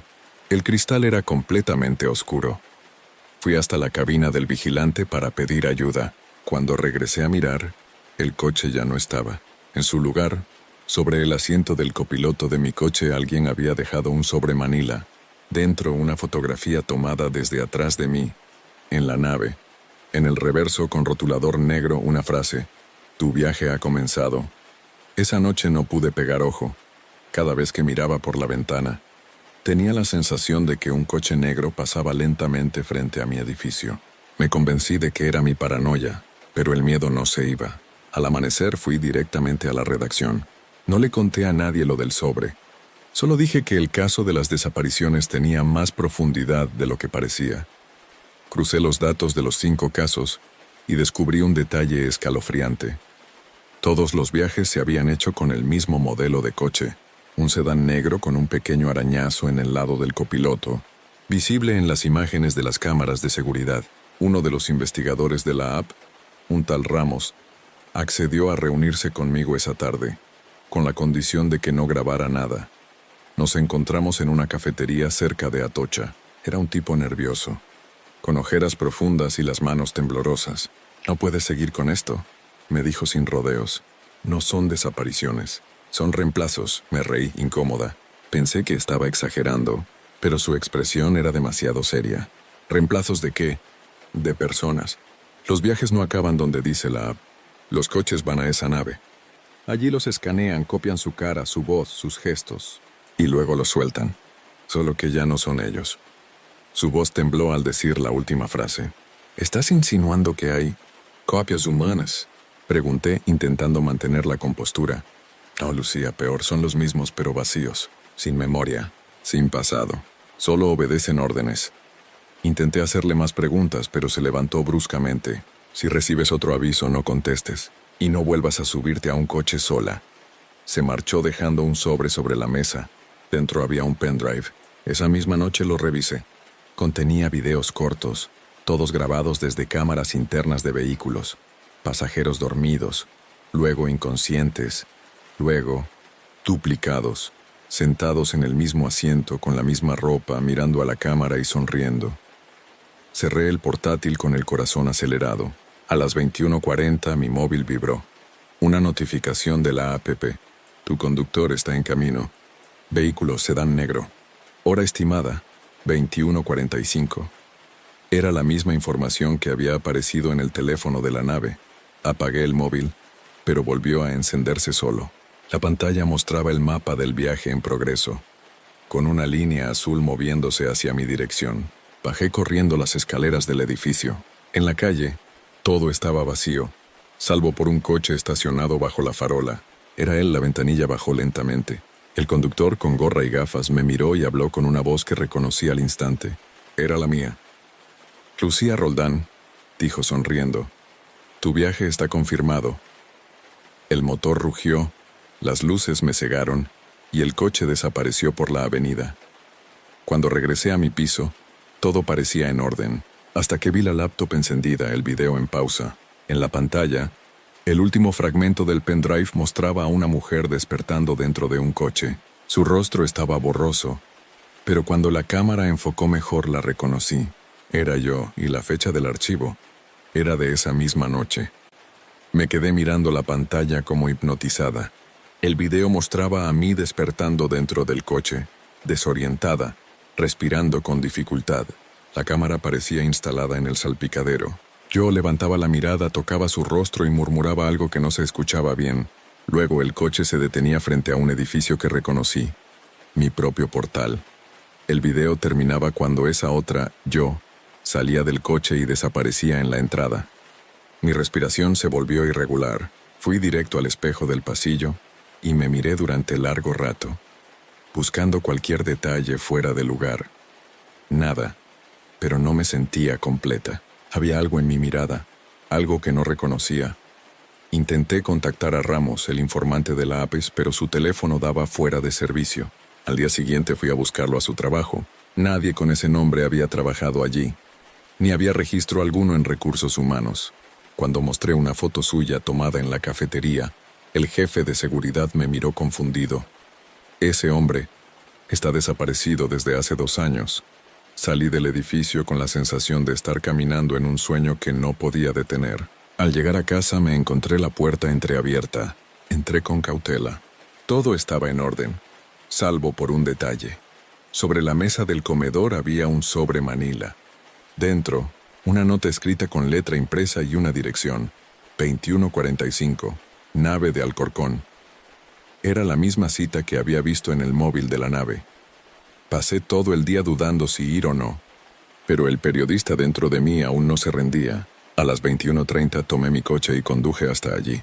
Las luces de la nave estaban encendidas esta vez. Había 3 vehículos negros estacionados afuera, todos idénticos. El silencio era absoluto. Al entrar, el aire olía a ozono y metal caliente. En el centro de la nave, una estructura de vidrio y acero se alzaba como una cápsula médica. Dentro había pantallas que mostraban rostros, miles de ellos cambiando a toda velocidad. Reconocí varios: Carla Muñoz, las otras mujeres desaparecidas y el mío. Entonces escuché pasos detrás de mí. Me giré y allí estaba ella, mi reflejo vivo, con la misma ropa, el mismo peinado, pero con una sonrisa helada. «Te dije que el viaje había comenzado», susurró. Dio un paso al frente y me mostró un teléfono. En la pantalla, un contador descendía. 000009. Uno de nosotras tiene que quedarse. «¿Qué eres tú?», pregunté. «Soy la versión que aceptó el destino», respondió. «Tú eres solo el error que intenta resistirse». El contador llegó a 0. Un destello blanco llenó la sala. Un zumbido eléctrico atravesó mis oídos y todo se apagó. Desperté en la carretera, de noche, dentro de un coche negro en marcha. En el asiento del copiloto un sobre. Lo abrí. Un contrato con mi nombre y la frase: «Empleado del mes, unidad de reemplazos». El retrovisor mostró mi reflejo sonriendo antes que yo. Cuando desperté aquella noche dentro del coche negro, tardé unos segundos en entender que no estaba soñando. El motor sonaba con un ritmo constante y suave, y las luces de la autopista pasaban una tras otra como latidos. Intenté abrir la puerta, pero los seguros estaban activados. En el tablero el GPS mostraba una sola palabra: destino. El coche giró por una carretera secundaria. El cielo estaba cubierto y no se veía ni una estrella. Busqué mi teléfono, pero no lo tenía. En la guantera encontré un dispositivo sin marca, con un solo botón rojo. Lo presioné. La pantalla se encendió mostrando mi rostro, pero no en tiempo real. Era una grabación yo, o algo que se parecía a mí. Hablaba directamente a la cámara. «Lucía, si estás viendo esto, ya eres parte del sistema. No intentes huir, no puedes». El coche se detuvo. Las puertas se abrieron solas. Salí tambaleándome, respirando el aire frío. Estaba frente a un edificio anónimo, sin letreros, rodeado de árboles. A un costado, una puerta metálica con un lector de retina. Me acerqué y el dispositivo se iluminó. «Acceso autorizado. L. Roldán». Dentro, el pasillo estaba cubierto de luces blancas. En las paredes había decenas de pantallas, cada una mostrando una versión distinta de mí. Caminando, riendo, llorando, entrevistando a alguien, durmiendo. Ninguna coincidía con mi ropa ni con el día. Todas vivían una vida paralela. En la última pantalla aparecía una fecha: 2024. Un año que todavía no había llegado. En ella, yo presentaba un reportaje en televisión. Sonreía. El rótulo bajo la imagen decía: «Lucía Roldán, vocera de Transporte Inteligente y Verdata». El aire me faltó. Retrocedí y choqué con alguien. Era mi reflejo, mi otra yo. «Te dije que el viaje tenía un propósito», susurró sujetándome del brazo. «No era desaparecer. Era convertirte». ¿Convertirme en qué? En lo que ellos necesitan: repetible, eficiente, sin errores humanos. Intenté soltarme, pero su agarre era de hierro. Me arrastró hacia una habitación llena de cápsulas transparentes, cada una con un cuerpo idéntico al mío, dormido, flotando en líquido oscuro. «La primera versión siempre se resiste», continuó. «Luego entiende que el miedo solo es ruido». La empujé con todas mis fuerzas y corrí. Llegué a una salida lateral y escapé por el bosque.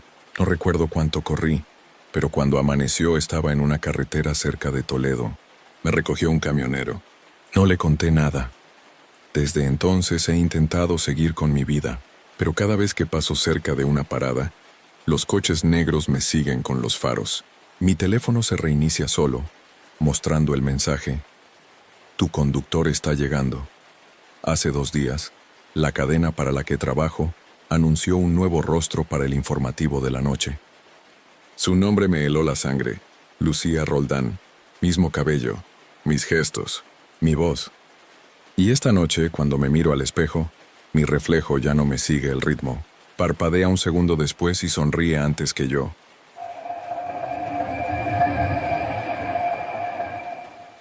Nunca he contado esto oficialmente porque ningún inspector me creería. En el papeleo de la comisaría todavía figura como suicidio por inmolación. Pero yo estuve allí. Y sé que el hombre del número 17 no se mató solo. Soy Tomás Garrido, bombero con 15 años de servicio. Y la noche del 3 de junio de 2021, respondimos a un aviso de incendio en un edificio antiguo del barrio de Lavapiés. Lo que parecía un fuego doméstico terminó siendo una escena que no olvidaré jamás. Llegamos a las 2:10 de la madrugada. El humo salía únicamente por una ventana del tercer piso. No había llamas visibles. Cuando subimos, la puerta del trero B estaba cerrada con 3 cerrojos. Tuvimos que derribarla. Dentro olía a combustible, pero no se veían bidones ni fugas. El salón estaba ordenado, salvo por algo en el suelo. Un círculo dibujado con cinta adhesiva perfectamente simétrico, y en el centro un teléfono móvil grabando. El fuego provenía de la cocina. No era un incendio común, era un punto concentrado, como si alguien hubiera vertido gasolina solo sobre una persona. En el suelo yacía el propietario, un tal Raúl Salmerón de 42 años. A su alrededor ninguna señal de lucha ni de caída. Estaba sentado, quieto, carbonizado hasta la mitad del torso, y con una sonrisa imposible en el rostro. Apagué el foco principal y busqué el origen. El móvil seguía grabando, aunque la pantalla estaba agrietada. En ella, un contador marcaba 2000 en descenso y una etiqueta en la esquina: emisión en directo. ¿Emitiendo a dónde?, preguntó mi compañero. Nadie lo sabía. Recogimos el dispositivo y lo llevamos al exterior. Cuando lo conectamos para revisarlo, la grabación mostraba algo que no encajaba con la realidad. El fuego comenzaba solo, sin chispa, sin encendedor. Raúl miraba directamente a la cámara y decía con absoluta calma: «Si ves esto es porque ya tienes la llamada perdida». Detuve el video. En ese mismo instante, mi teléfono vibró en el bolsillo. Número desconocido. En la pantalla un mensaje: «Una llamada perdida, R. Salmerón».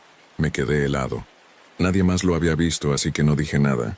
Pensé que sería una coincidencia absurda, pero esa misma noche en el cuartel recibí otro mensaje: «Siguiente turno, 200 adentro». Lo ignoré. Al día siguiente el forense informó que el fuego no tenía origen químico ni eléctrico. El cuerpo estaba chamuscado, sí, pero sin signos de humo en los pulmones. Raúl había muerto antes de arder. Por curiosidad revisé su expediente: ingeniero informático, soltero, sin antecedentes. Sin embargo, entre sus objetos personales había algo más inquietante que el círculo o el vídeo. Un cuaderno con páginas llenas de números de teléfono, fechas y una frase repetida una y otra vez: «Cuando recibas la llamada no contestes. Mírate primero». Durante días no pude quitarme esa frase de la cabeza. Mírate primero. Pensé que se trataba de alguna nota de un delirio o de un código interno, hasta que, una semana después, recibimos otro aviso. Mismo barrio, mismo patrón. El incendio había comenzado exactamente a las 2:00 de la madrugada. Al llegar, los vecinos aseguraban haber oído una conversación por teléfono antes de que aparecieran las llamas. El fuego otra vez era localizado, como si solo afectara al cuerpo de la víctima. Cuando entramos todo estaba igual que en el caso anterior. Un círculo en el suelo, un móvil grabando en directo y una sonrisa petrificada en el rostro del fallecido. El inspector me pidió revisar las similitudes. Yo ya sabía lo que iba a encontrar, pero fingí sorpresa. En el teléfono de la nueva víctima había un registro de llamada perdida del mismo número que me había contactado a mí. El nombre en pantalla: R. Salmerón. Esa noche no pude dormir. A las 1:58 mi móvil empezó a vibrar. Número desconocido. El reloj de la mesilla marcaba 1:59:59. La pantalla se iluminó sola, y por un instante vi mi propio reflejo en ella, distorsionado, como si la cámara frontal se hubiera activado. Contesté, movido por una mezcla de miedo y curiosidad. «¿Quién eres?», pregunté. Del otro lado silencio, solo un leve zumbido, como de electricidad estática, y entonces una voz susurró mi nombre. La mía corté la llamada.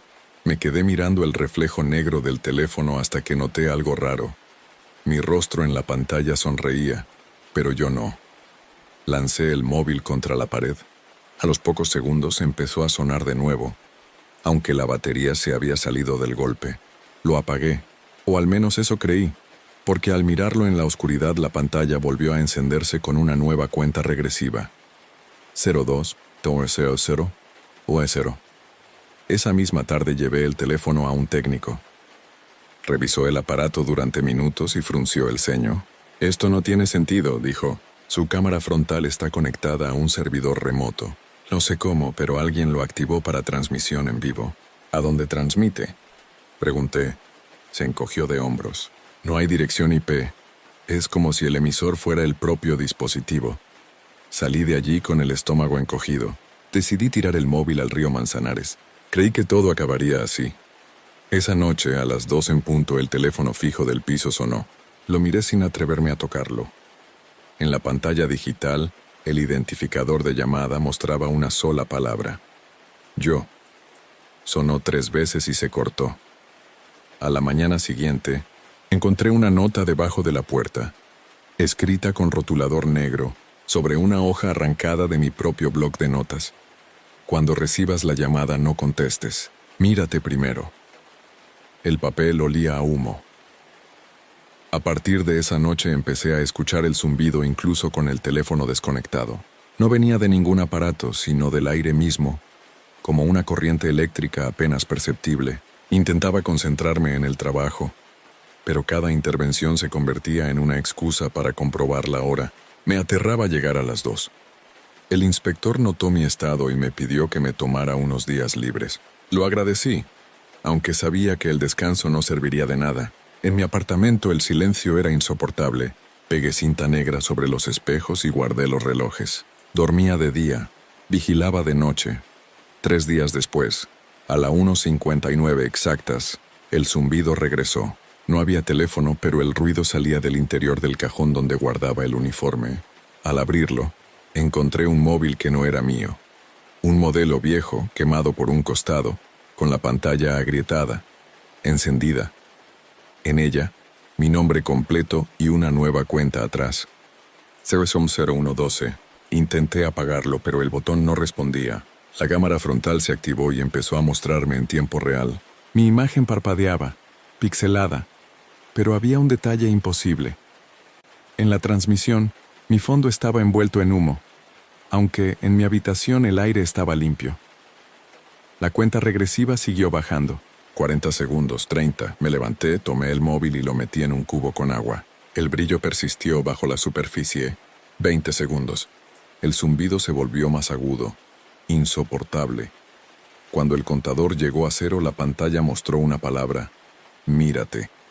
Todo se oscureció. Me desperté en el suelo, cubierto de ceniza, con la alarma de incendios del edificio sonando. No había fuego visible, pero el olor a quemado venía de mi habitación. En el espejo del armario, uno que creía haber cubierto, las palabras estaban escritas con hollín: «Cuerpo reemplazado». La puerta del baño se cerró de golpe. Me acerqué despacio y la abrí de un empujón. Dentro, el vapor empañaba el cristal del espejo. Lo limpié con la mano. Al otro lado, mi reflejo no me imitó. «Tarde o temprano todos contestan», dijo con mi voz. Retrocedí, tropecé con el cubo y caí. El móvil empapado volvió a encenderse, proyectando otra cuenta atrás. 24000, un día completo. Esa mañana fui al cuartel, decidido a contar la verdad. Pero al llegar, mis compañeros me recibieron con una mezcla de sorpresa y alivio. «Creímos que estabas muerto, Tomás», dijo uno de ellos. «El forense confirmó tu identidad anoche». Me mostró una foto en su teléfono. Mi cuerpo carbonizado rescatado del mismo piso donde había encontrado el móvil. El aire se me cortó. Pedí ver el cadáver. El inspector negó con la cabeza. «Lo enterramos esta mañana», salí sin decir palabra. Al pasar frente a una vidriera del pasillo, mi reflejo no estaba allí, solo un rectángulo oscuro, vacío. Y en el cristal, como respirando desde dentro, apareció lentamente una frase escrita con humo: «Tu turno. 02, Sutímaro 0». Esa frase en el cristal, «Tu turno», 0200. Fue lo último que me hizo creer que todavía existía una salida, pero pronto comprendí que ya no quedaba ninguna. Durante todo el día me moví como un fantasma. Nadie en el cuartel me miraba directamente, y cuando hablaban de mí lo hacían en pasado. Empecé a notar algo aún más inquietante. Los relojes de la ciudad no coincidían. En mi reloj de pulsera eran las 9, pero en el del metro las 11:15. En el móvil de un transeúnte la 1. Era como si el tiempo se hubiera roto alrededor de mí. A medianoche regresé al edificio de Lavapiés, al piso del número 17. Las cintas policiales seguían en la puerta, pero estaban cortadas. Dentro, el olor a humo persistía, aunque nadie había vuelto a entrar desde el incendio. En el suelo, el mismo círculo de cinta adhesiva que vi la primera vez. En el centro, un móvil nuevo, limpio, sin grietas. La pantalla negra reflejaba mi rostro cansado. Me acerqué. El dispositivo se encendió solo. La cámara frontal comenzó a grabar, y una voz, la mía pero hueca, habló desde el altavoz. Tenías que mirarte primero. El aire se volvió caliente, denso. El teléfono mostraba una transmisión en vivo con 2 imágenes divididas. En una yo, de pie en la habitación. En la otra, un cuerpo sentado dentro del círculo, quieto, cubierto de ceniza. Intenté correr, pero mis piernas no respondieron. Sentí un calor seco treparme desde el pecho. El reflejo en el cristal de la ventana mostraba otra cosa. Un hombre envuelto en llamas, sonriendo. El fuego empezó sin humo, sin olor a gasolina, igual que en los otros casos. No dolía, solo ardía. Antes de perder el sentido, vi cómo la cámara del teléfono se acercaba sola, enfocándome. En la pantalla apareció el contador. 00003, 00-02, 00001, y luego silencio. Desperté en una habitación blanca con olor a desinfectante. Una enfermera tomó notas junto a la cama. «Tranquilo, Tomás, tuviste un accidente», dijo. Todo fue un mal sueño. Intenté incorporarme, pero en el vidrio de la ventana algo se movió. Era mi reflejo, observándome desde dentro, inmóvil. La enfermera se giró hacia él y sonrió. «Bienvenido al turno oficial», le dijo. El reflejo asintió, y al hacerlo, yo sentí que mi cuerpo se vaciaba, como si algo invisible me arrancara la voz y el aliento. El reflejo caminó hacia la cama, atravesó el vidrio y se sentó donde yo estaba. Las luces parpadearon. El monitor de constantes mostró un nuevo pulso ajeno al mío. En la pantalla del teléfono sobre la mesilla, la cuenta regresiva volvió a iniciarse. 24000. Cada tic-tac del reloj del hospital marcaba mi desaparición, minuto a minuto. Y mientras todo se oscurecía, escuché mi propia voz, desde el pasillo, hablando por radio. Siguiente llamado, incendio en curso. Caso, Salmerón, hora estimada. Thurston Bernauer, Bear.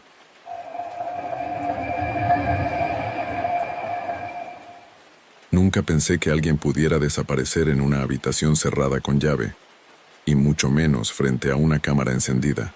Pero eso fue exactamente lo que ocurrió en la pensión donde trabajaba. Mi nombre es Andrés Molina, y durante 2 años fui recepcionista nocturno en la pensión Alameda, un edificio viejo en el centro de Valencia que sobrevivía gracias a los turistas despistados que buscaban habitaciones baratas. El turno nocturno solía ser aburrido. Un par de llegadas, llamadas por ruido, o borrachos que confundían las puertas.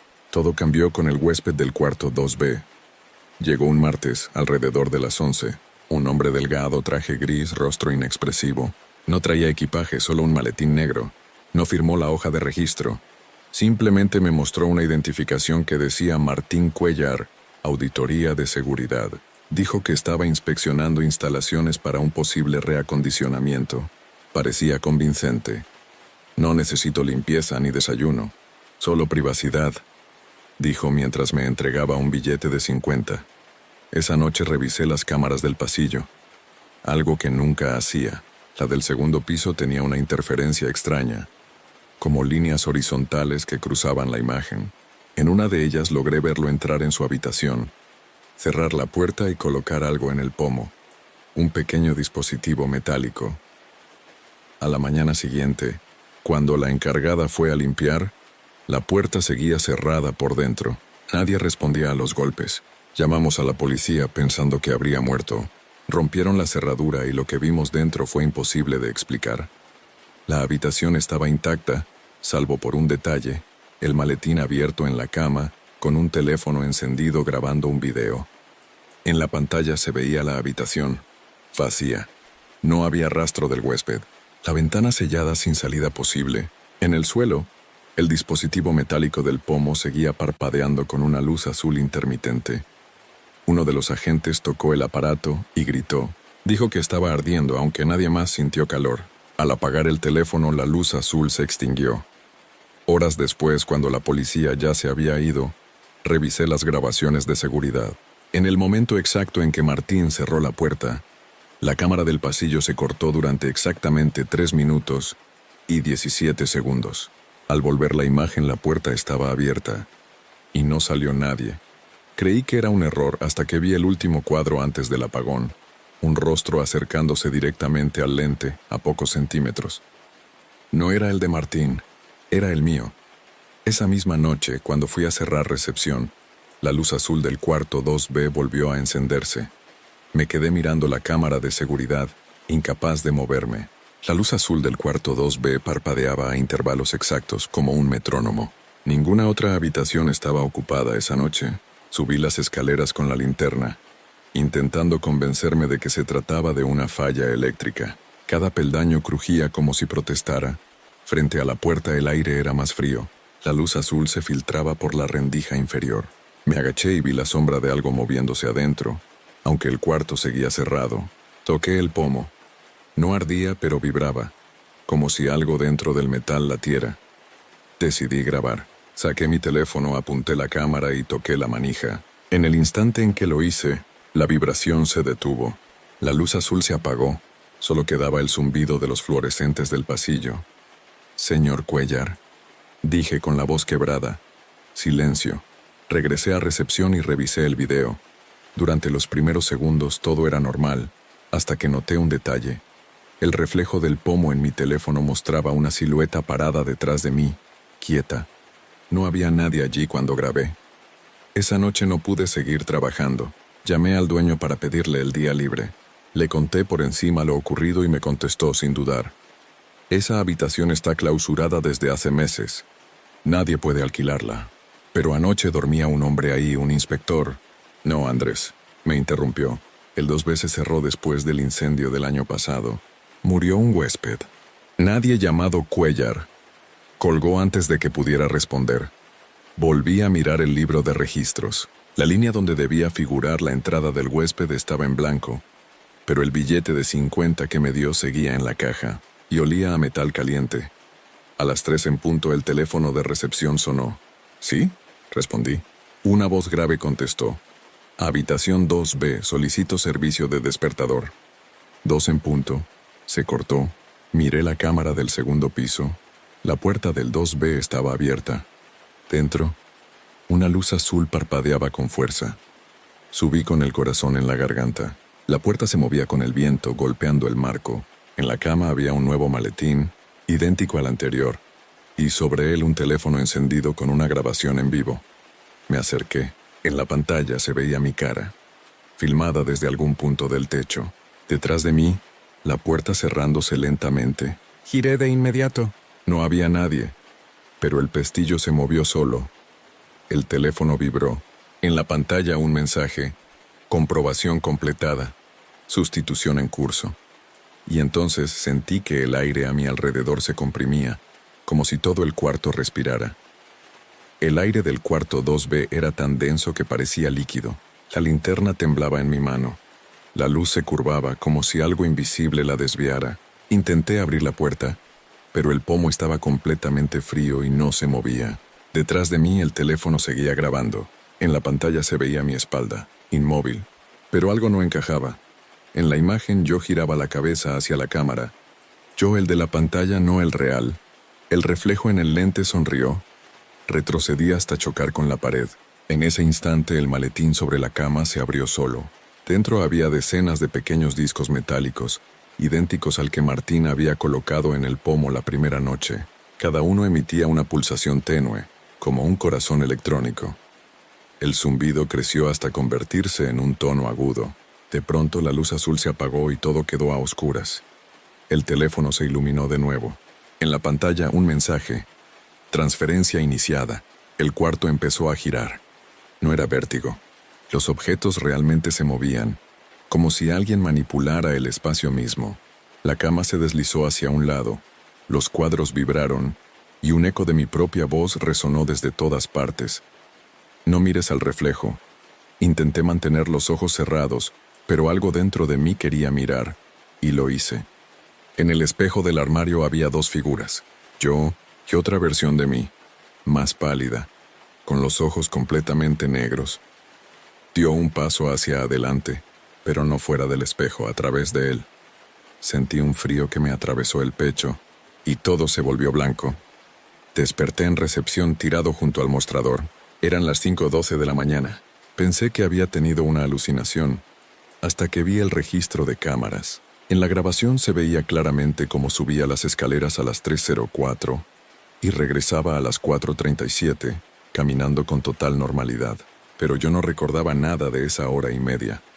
Al revisar más de cerca noté un detalle escalofriante. El yo, que bajaba, tenía el uniforme perfectamente limpio. El mío, en cambio, estaba cubierto de polvo y ceniza. Decidí irme. Metí mis cosas en una mochila y bajé a la calle. Pero antes de salir, escuché el sonido del teléfono de recepción. Lo ignoré. Volvió a sonar insistente. Contesté temblando. «Recepción», murmuré. Una voz idéntica a la mía respondió desde el otro lado. «Habitación 2B. Despiértalo. Todavía no se ha mirado». Colgué y corrí. Cuando crucé la esquina, mi móvil vibró. Un mensaje sin número. Nuevo registro completado. «Bienvenido, Andrés Molina. Habitación asignada. 2B». Y al mirar mi reflejo en el escaparate de la tienda frente a mí, vi el uniforme planchado, el rostro limpio, y en el cuello, el colgante metálico del huésped desaparecido. No recuerdo haber regresado a la pensión, pero desperté allí, sentado tras el mostrador, con el libro de registros abierto frente a mí. En la página de arriba estaba mi nombre escrito con tinta fresca: Andrés Molina, entrada 0217. Todo olía a humedad, como si hubiera llovido dentro. El timbre de la puerta sonó. Miré el monitor de seguridad y vi a un hombre con traje gris esperando fuera, maletín en mano, el mismo rostro que había desaparecido del 2B semanas atrás. Martín Cuéllar. Abrió la puerta sin que yo lo autorizara. Caminó hasta el mostrador y dejó su billete de 50 sobre el libro. «Privacidad», dijo sonriendo. Intenté gritar, pero la voz no me salió. Todo mi cuerpo se movía más lento que mi mente. Él me observó con detenimiento. Luego señaló la cámara del pasillo. «El sistema siempre busca reemplazo. No te culpo. Cumpliste bien tu turno». Me entregó la llave del 2B. Tenía atada al llavero una pequeña placa con mi nombre grabado. Subió las escaleras. Lo seguí sin entender por qué. En el pasillo las luces parpadeaban. La puerta del 2B estaba entreabierta. Dentro todo era igual. La cama, el maletín, el dispositivo del pomo. Martín se sentó en la silla y me indicó que me acercara. «El proceso no duele si no te resistes», dijo. «¿Qué proceso?» «El de corrección. Cada pensión tiene su custodio, uno que vigila y otro que entra. Tú fuiste elegido». La luz azul del dispositivo volvió a encenderse. Sentí que algo me tiraba hacia atrás como si el aire tuviera peso. Las paredes comenzaron a doblarse hacia adentro. El techo se encogía. En el espejo del armario aparecían reflejos multiplicados, versiones de mí mismo, todos repitiendo mis movimientos con un leve retraso. Martín se levantó y me colocó la mano en el hombro. Su piel estaba helada. «Ya casi está», murmuró. Las luces se apagaron. Cuando volvieron él había desaparecido. Solo quedaba el maletín abierto, y dentro el teléfono encendido con una transmisión en directo. En pantalla yo, detrás del mostrador atendiendo a un nuevo huésped. Corrí fuera del cuarto, pero el pasillo era distinto, más corto, sin ventanas. Bajé las escaleras y llegué a recepción. Todo estaba igual, salvo por un detalle. Yo mismo estaba allí, sentado, escribiendo en el libro de registros. «Llegas tarde, Andrés», dijo mi otro yo sin levantar la vista. El turno no puede detenerse. Intenté huir, pero la puerta principal ya no daba a la calle. Detrás del cristal solo había un pasillo largo, iluminado por luces azules intermitentes. En la pared colgaba un letrero nuevo: Pensión Alameda, entrada automática, 2B disponible. La cámara de seguridad giró hacia mí y escuché mi voz, grabada, diciendo: «Bienvenido, huésped. Por favor, firme aquí. Ahora todas las noches a las 2:17 la luz azul se enciende sola. Alguien toca el timbre y yo abro la puerta».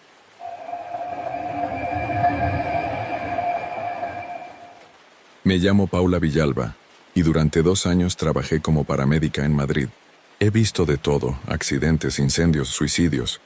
Pero nada me preparó para lo que encontramos aquella madrugada en la autopista M30. No había monstruos ni fantasmas, solo algo mucho peor: un ser humano que decidió documentar su propia locura y llevarse a otros con él. Era el 4 de noviembre de 2020. Nos llegó el aviso de un accidente múltiple cerca del túnel de O'Donnell. «Posible colisión en cadena», dijeron por radio. Cuando llegamos no había coches volcados ni víctimas a la vista, solo un vehículo detenido en el arcén, con las luces de emergencia encendidas. Un sedán gris con el motor apagado. El conductor, un hombre de unos 30 años, estaba sentado al volante, perfectamente erguido, con las manos sobre el manillar. No sangraba, no se movía, su mirada fija en el parabrisas. Me acerqué con cuidado y abrí la puerta. La piel estaba helada. En el asiento del copiloto, un portátil encendido mostraba una grabación en directo. Una cámara enfocando su propio rostro. El video tenía un título escrito en letras rojas: Prueba 11, transmisión final. El contador de espectadores mostraba 1. De pronto el audio del portátil se activó. «Si estás viendo esto», decía la voz del conductor, «significa que ya estás en la lista». Retrocedí un paso, confundida. Miré al hombre, seguía inmóvil, con los ojos abiertos. En el video, sin embargo, parpadeó. Grité a mi compañero para que llamara a la policía. Cuando volví a mirar la pantalla, la transmisión había cambiado. Mostraba mi cara, vista desde algún punto invisible, justo detrás de mí. Me giré. Nada. Apagué el ordenador de un golpe, pero la voz del hombre sonó otra vez, ahora directamente desde el altavoz de mi radio. «No sirve apagarlo, Paula. Solo puedes mirarte». El cuerpo del conductor se desplomó de repente, como si se le hubiera cortado un hilo interno. Caí de rodillas intentando reanimarlo, pero era inútil. No había pulso. Lo extraño era que la grabación seguía en marcha, transmitiendo un ángulo distinto. La cámara estaba ahora dentro de mi ambulancia, enfocando los asientos traseros. Pensé que alguien nos estaba gastando una broma enferma, hasta que llegó la policía y nos ordenaron alejarnos del coche. Dentro del maletero había 5 teléfonos encendidos, todos grabando en directo desde diferentes ángulos. Uno de ellos apuntaba directamente al horizonte de la carretera. En el reflejo del cristal podía verse mi rostro, mirando de vuelta. Esa noche me quedé en el hospital hasta el amanecer. No podía dormir. La imagen del hombre en el coche, con sus ojos abiertos y el video reproduciéndose, se repetía en mi cabeza una y otra vez. La policía dijo que lo tomarían como un suicidio en directo, pero había algo que no encajaba. Cuando les pregunté si habían rastreado la transmisión, uno de los agentes me respondió con un gesto raro: «No hay registro». El video no estaba en ninguna plataforma. Era una emisión local, pero sin emisor. Intenté olvidar el asunto, pero 3 días después me asignaron otro servicio, esta vez a 20 kilómetros de la ciudad. Un coche abandonado en un camino rural, sin señales de accidente. Cuando llegamos, supe de inmediato que era el mismo modelo, mismo color, mismo olor a metal y ozono. El conductor estaba muerto, otra vez con un portátil encendido, y la transmisión otra vez en vivo. En esta, sin embargo, había 2 espectadores. Mi compañero, Mario, me miró sin entender. ¿Tú abriste eso? No, apareció solo, nos miramos. En la pantalla se veía el interior del vehículo en el que estábamos, pero lo más perturbador era el fondo. 2 figuras paradas fuera, idénticas a nosotros, observando por la ventana. Salimos del coche como impulsados por un resorte. No había nadie alrededor, ni casas ni farolas. El portátil seguía emitiendo. El contador de espectadores subiendo lentamente. 3, 4, 5. Cada número hacía que el aire se volviera más pesado. Apagué el aparato y lo guardamos como prueba. Esa misma tarde lo entregamos en la central. El técnico forense lo conectó para analizarlo, y la pantalla mostró automáticamente un nuevo video. Nosotros dos, en tiempo real, dentro de la oficina. En la esquina inferior aparecía un temporizador descendiendo. 00.0200. ¿Qué demonios es esto?, preguntó Mario. El técnico intentó desconectarlo, pero el teclado chispeó y la imagen se congeló justo cuando el temporizador llegó a 0. En ese instante, todas las luces del laboratorio se apagaron. Un zumbido eléctrico llenó la sala. Cuando volvió la corriente, el portátil mostraba una lista con nombres y fechas. Los nuestros estaban los primeros. Al lado una palabra: emitidos. Esa noche, Mario no volvió a casa. Lo encontraron al día siguiente, en su coche, detenido en la misma autopista donde empezó todo. La policía aseguró que fue un infarto, pero en el asiento del copiloto había un teléfono encendido. En la pantalla se veía mi rostro, dormido, dentro de mi apartamento. No he vuelto a usar ordenadores desde entonces, pero a veces cuando paso cerca de una televisión encendida en un escaparate, mi reflejo parpadea un segundo antes que yo. Y cada vez que lo hace, aparece en la esquina de la pantalla una palabra en rojo, en directo. Intenté convencerme de que todo eran coincidencias. Cambié de domicilio, de número y hasta de trabajo. Dejé la ambulancia y entré como auxiliar en un hospital de guardias mínimas. En el turno nocturno, pensé que al mantenerme lejos de los coches y de las cámaras, las cosas volverían a la normalidad. Pero la noche tiene una forma cruel de seguirte. La primera vez que supe que algo me había alcanzado fue en la sala de descanso. A las 3 de la mañana, el televisor del área común se encendió solo. No había nadie más que yo. La pantalla mostraba un noticiario local, pero el presentador se quedó congelado en una sonrisa tensa. La imagen cambió a un plano oscuro, con un sonido de respiración entrecortada. Después mi voz: «Paula, mírate». El mando a distancia no respondía. El televisor se apagó solo, dejando un olor a cable quemado. A la mañana siguiente, en el aparcamiento del hospital, vi un coche gris detenido, el mismo modelo que en los incidentes anteriores. Las ventanillas estaban cubiertas de polvo, pero en el cristal delantero alguien había dibujado con el dedo una palabra: lista.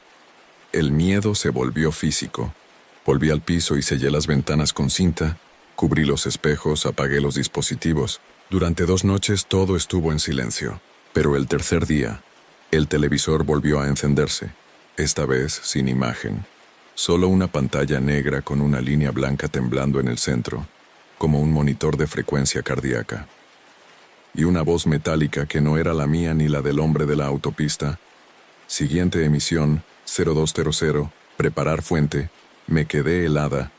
El reloj marcaba 1:59. Un segundo antes de que dieran las 2, el teléfono fijo sonó. Contesté. Central de transmisión. Dijo la misma voz. Confirmar identidad de la fuente. No sé quiénes son, grité. La voz se mantuvo tranquila. Confirmada. Paula Villalba. Fuente activa. En ese momento las luces se apagaron y el televisor volvió a encenderse, mostrando mi apartamento. Visto desde fuera, desde la calle, me vi a mí misma al teléfono hablando con ellos. Detrás de mí en la pantalla, una silueta borrosa se movía hacia la ventana. Dejé caer el auricular y corrí hacia el baño. Cerré la puerta y me senté en el suelo. El zumbido volvió, pero esta vez venía del desagüe. Miré dentro y vi un destello, como un lente diminuto. Una cámara. Esa noche no dormí. Cuando amaneció, empaqué una mochila y salí del piso para no volver. En la estación de autobuses me senté a esperar cualquier ruta. En las pantallas de información, los destinos parpadeaban. Valencia, Sevilla, Bilbao. Y de pronto, una línea que no existía. Emisión en curso. Fuente, P. Villalba. La gente seguía caminando sin notar nada, pero cada pantalla a mi alrededor mostraba ya la misma imagen. Mi rostro desde distintos ángulos observándome. Dejé mi mochila tirada en la estación y salí corriendo. Las pantallas me seguían con sus destellos, cambiando de canal en canal como si me persiguieran. En la fachada del edificio de enfrente, un panel publicitario gigante cambió de golpe su anuncio por una imagen en directo. Yo, jadeando en la acera, mirándome mirar. Debajo un texto en letras rojas. Señal en vivo, fuente autorizada. Entré al metro buscando oscuridad. Nadie parecía verme. Me empujaban, pasaban a mi lado, pero no me miraban a los ojos. Subí al primer tren y me escondí en el último vagón. El sonido metálico de las ruedas era lo único real. Al llegar al túnel entre estaciones, las luces parpadearon y el altavoz del vagón crujió con interferencias. La voz del conductor, o eso creí, resonó por los altavoces. Pasajera Paula Villalba, identifíquese. Transmisión incompleta. Los pasajeros no reaccionaron como si no lo hubieran escuchado. Solo una anciana levantó la cabeza y me miró. Tenía una expresión tranquila, pero en sus ojos había una profundidad imposible. «Ya te están viendo, hija», susurró. El tren se detuvo entre túneles. Las luces se apagaron del todo. En la oscuridad, cientos de pequeñas luces rojas se encendieron, flotando en el aire, como si hubiera cámaras suspendidas en la nada. Todas apuntaban hacia mí. Corrí por el pasillo de emergencia hasta una salida lateral. Al abrir la puerta, el túnel ya no era el del metro. Era un pasillo gris, sin señales, iluminado por tubos fluorescentes. En la pared había monitores empotrados mostrando escenas diferentes. Gente en sus casas, durmiendo, cocinando, mirando pantallas, y entre ellos siempre mi rostro, observando desde alguna esquina. Seguí caminando hasta que el pasillo terminó en una puerta metálica con un letrero. Centro de Control de Fuentes, Sección Humana. La puerta se abrió con un clic. Dentro, una sala llena de cubículos, cada uno con un operador frente a varias pantallas. Todos los monitores mostraban transmisiones en directo. En el centro de la sala, un hombre con bata blanca me esperaba. «Llegas tarde, Paula», dijo con calma. La señal estaba fallando. «¿Qué es esto?», pregunté temblando. «Esto eras tú. Las fuentes biológicas no duran mucho, pero gracias a tu cooperación, la emisión continuará». Dio un paso hacia mí y me colocó un pequeño dispositivo metálico en el cuello. Sentí un ardor instantáneo, luego una ligereza extraña. En el reflejo de uno de los monitores vi cómo mi cuerpo se quedaba quieto, con la mirada vacía. Pero yo seguía allí de pie mirándome. El hombre sonrió. «Bienvenida al sistema». Los monitores cambiaron de imagen. Ya no mostraban a desconocidos, sino calles, casas, hospitales. Y en cada una de ellas, la luz roja de una cámara encendiéndose. Mientras todo se desvanecía, escuché mi propia voz saliendo del altavoz principal. Transmisión confirmada. Fuente activa. P. Villalba. Señal estable. Ahora, cada vez que alguien ve un noticiero o un directo cualquiera y siente que la cámara lo sigue con la mirada, soy yo. Hasta aquí las historias de hoy. Si han llegado hasta este punto, me encantaría que dejaran un comentario contándome cuál fue la historia que más los impactó, o simplemente escriban, «Sigo aquí». Así sabré quiénes son los valientes que resisten hasta el final. No olviden suscribirse, dejar un like y compartir este video con alguien que se atreva a escucharlo de noche. Nos vemos muy pronto.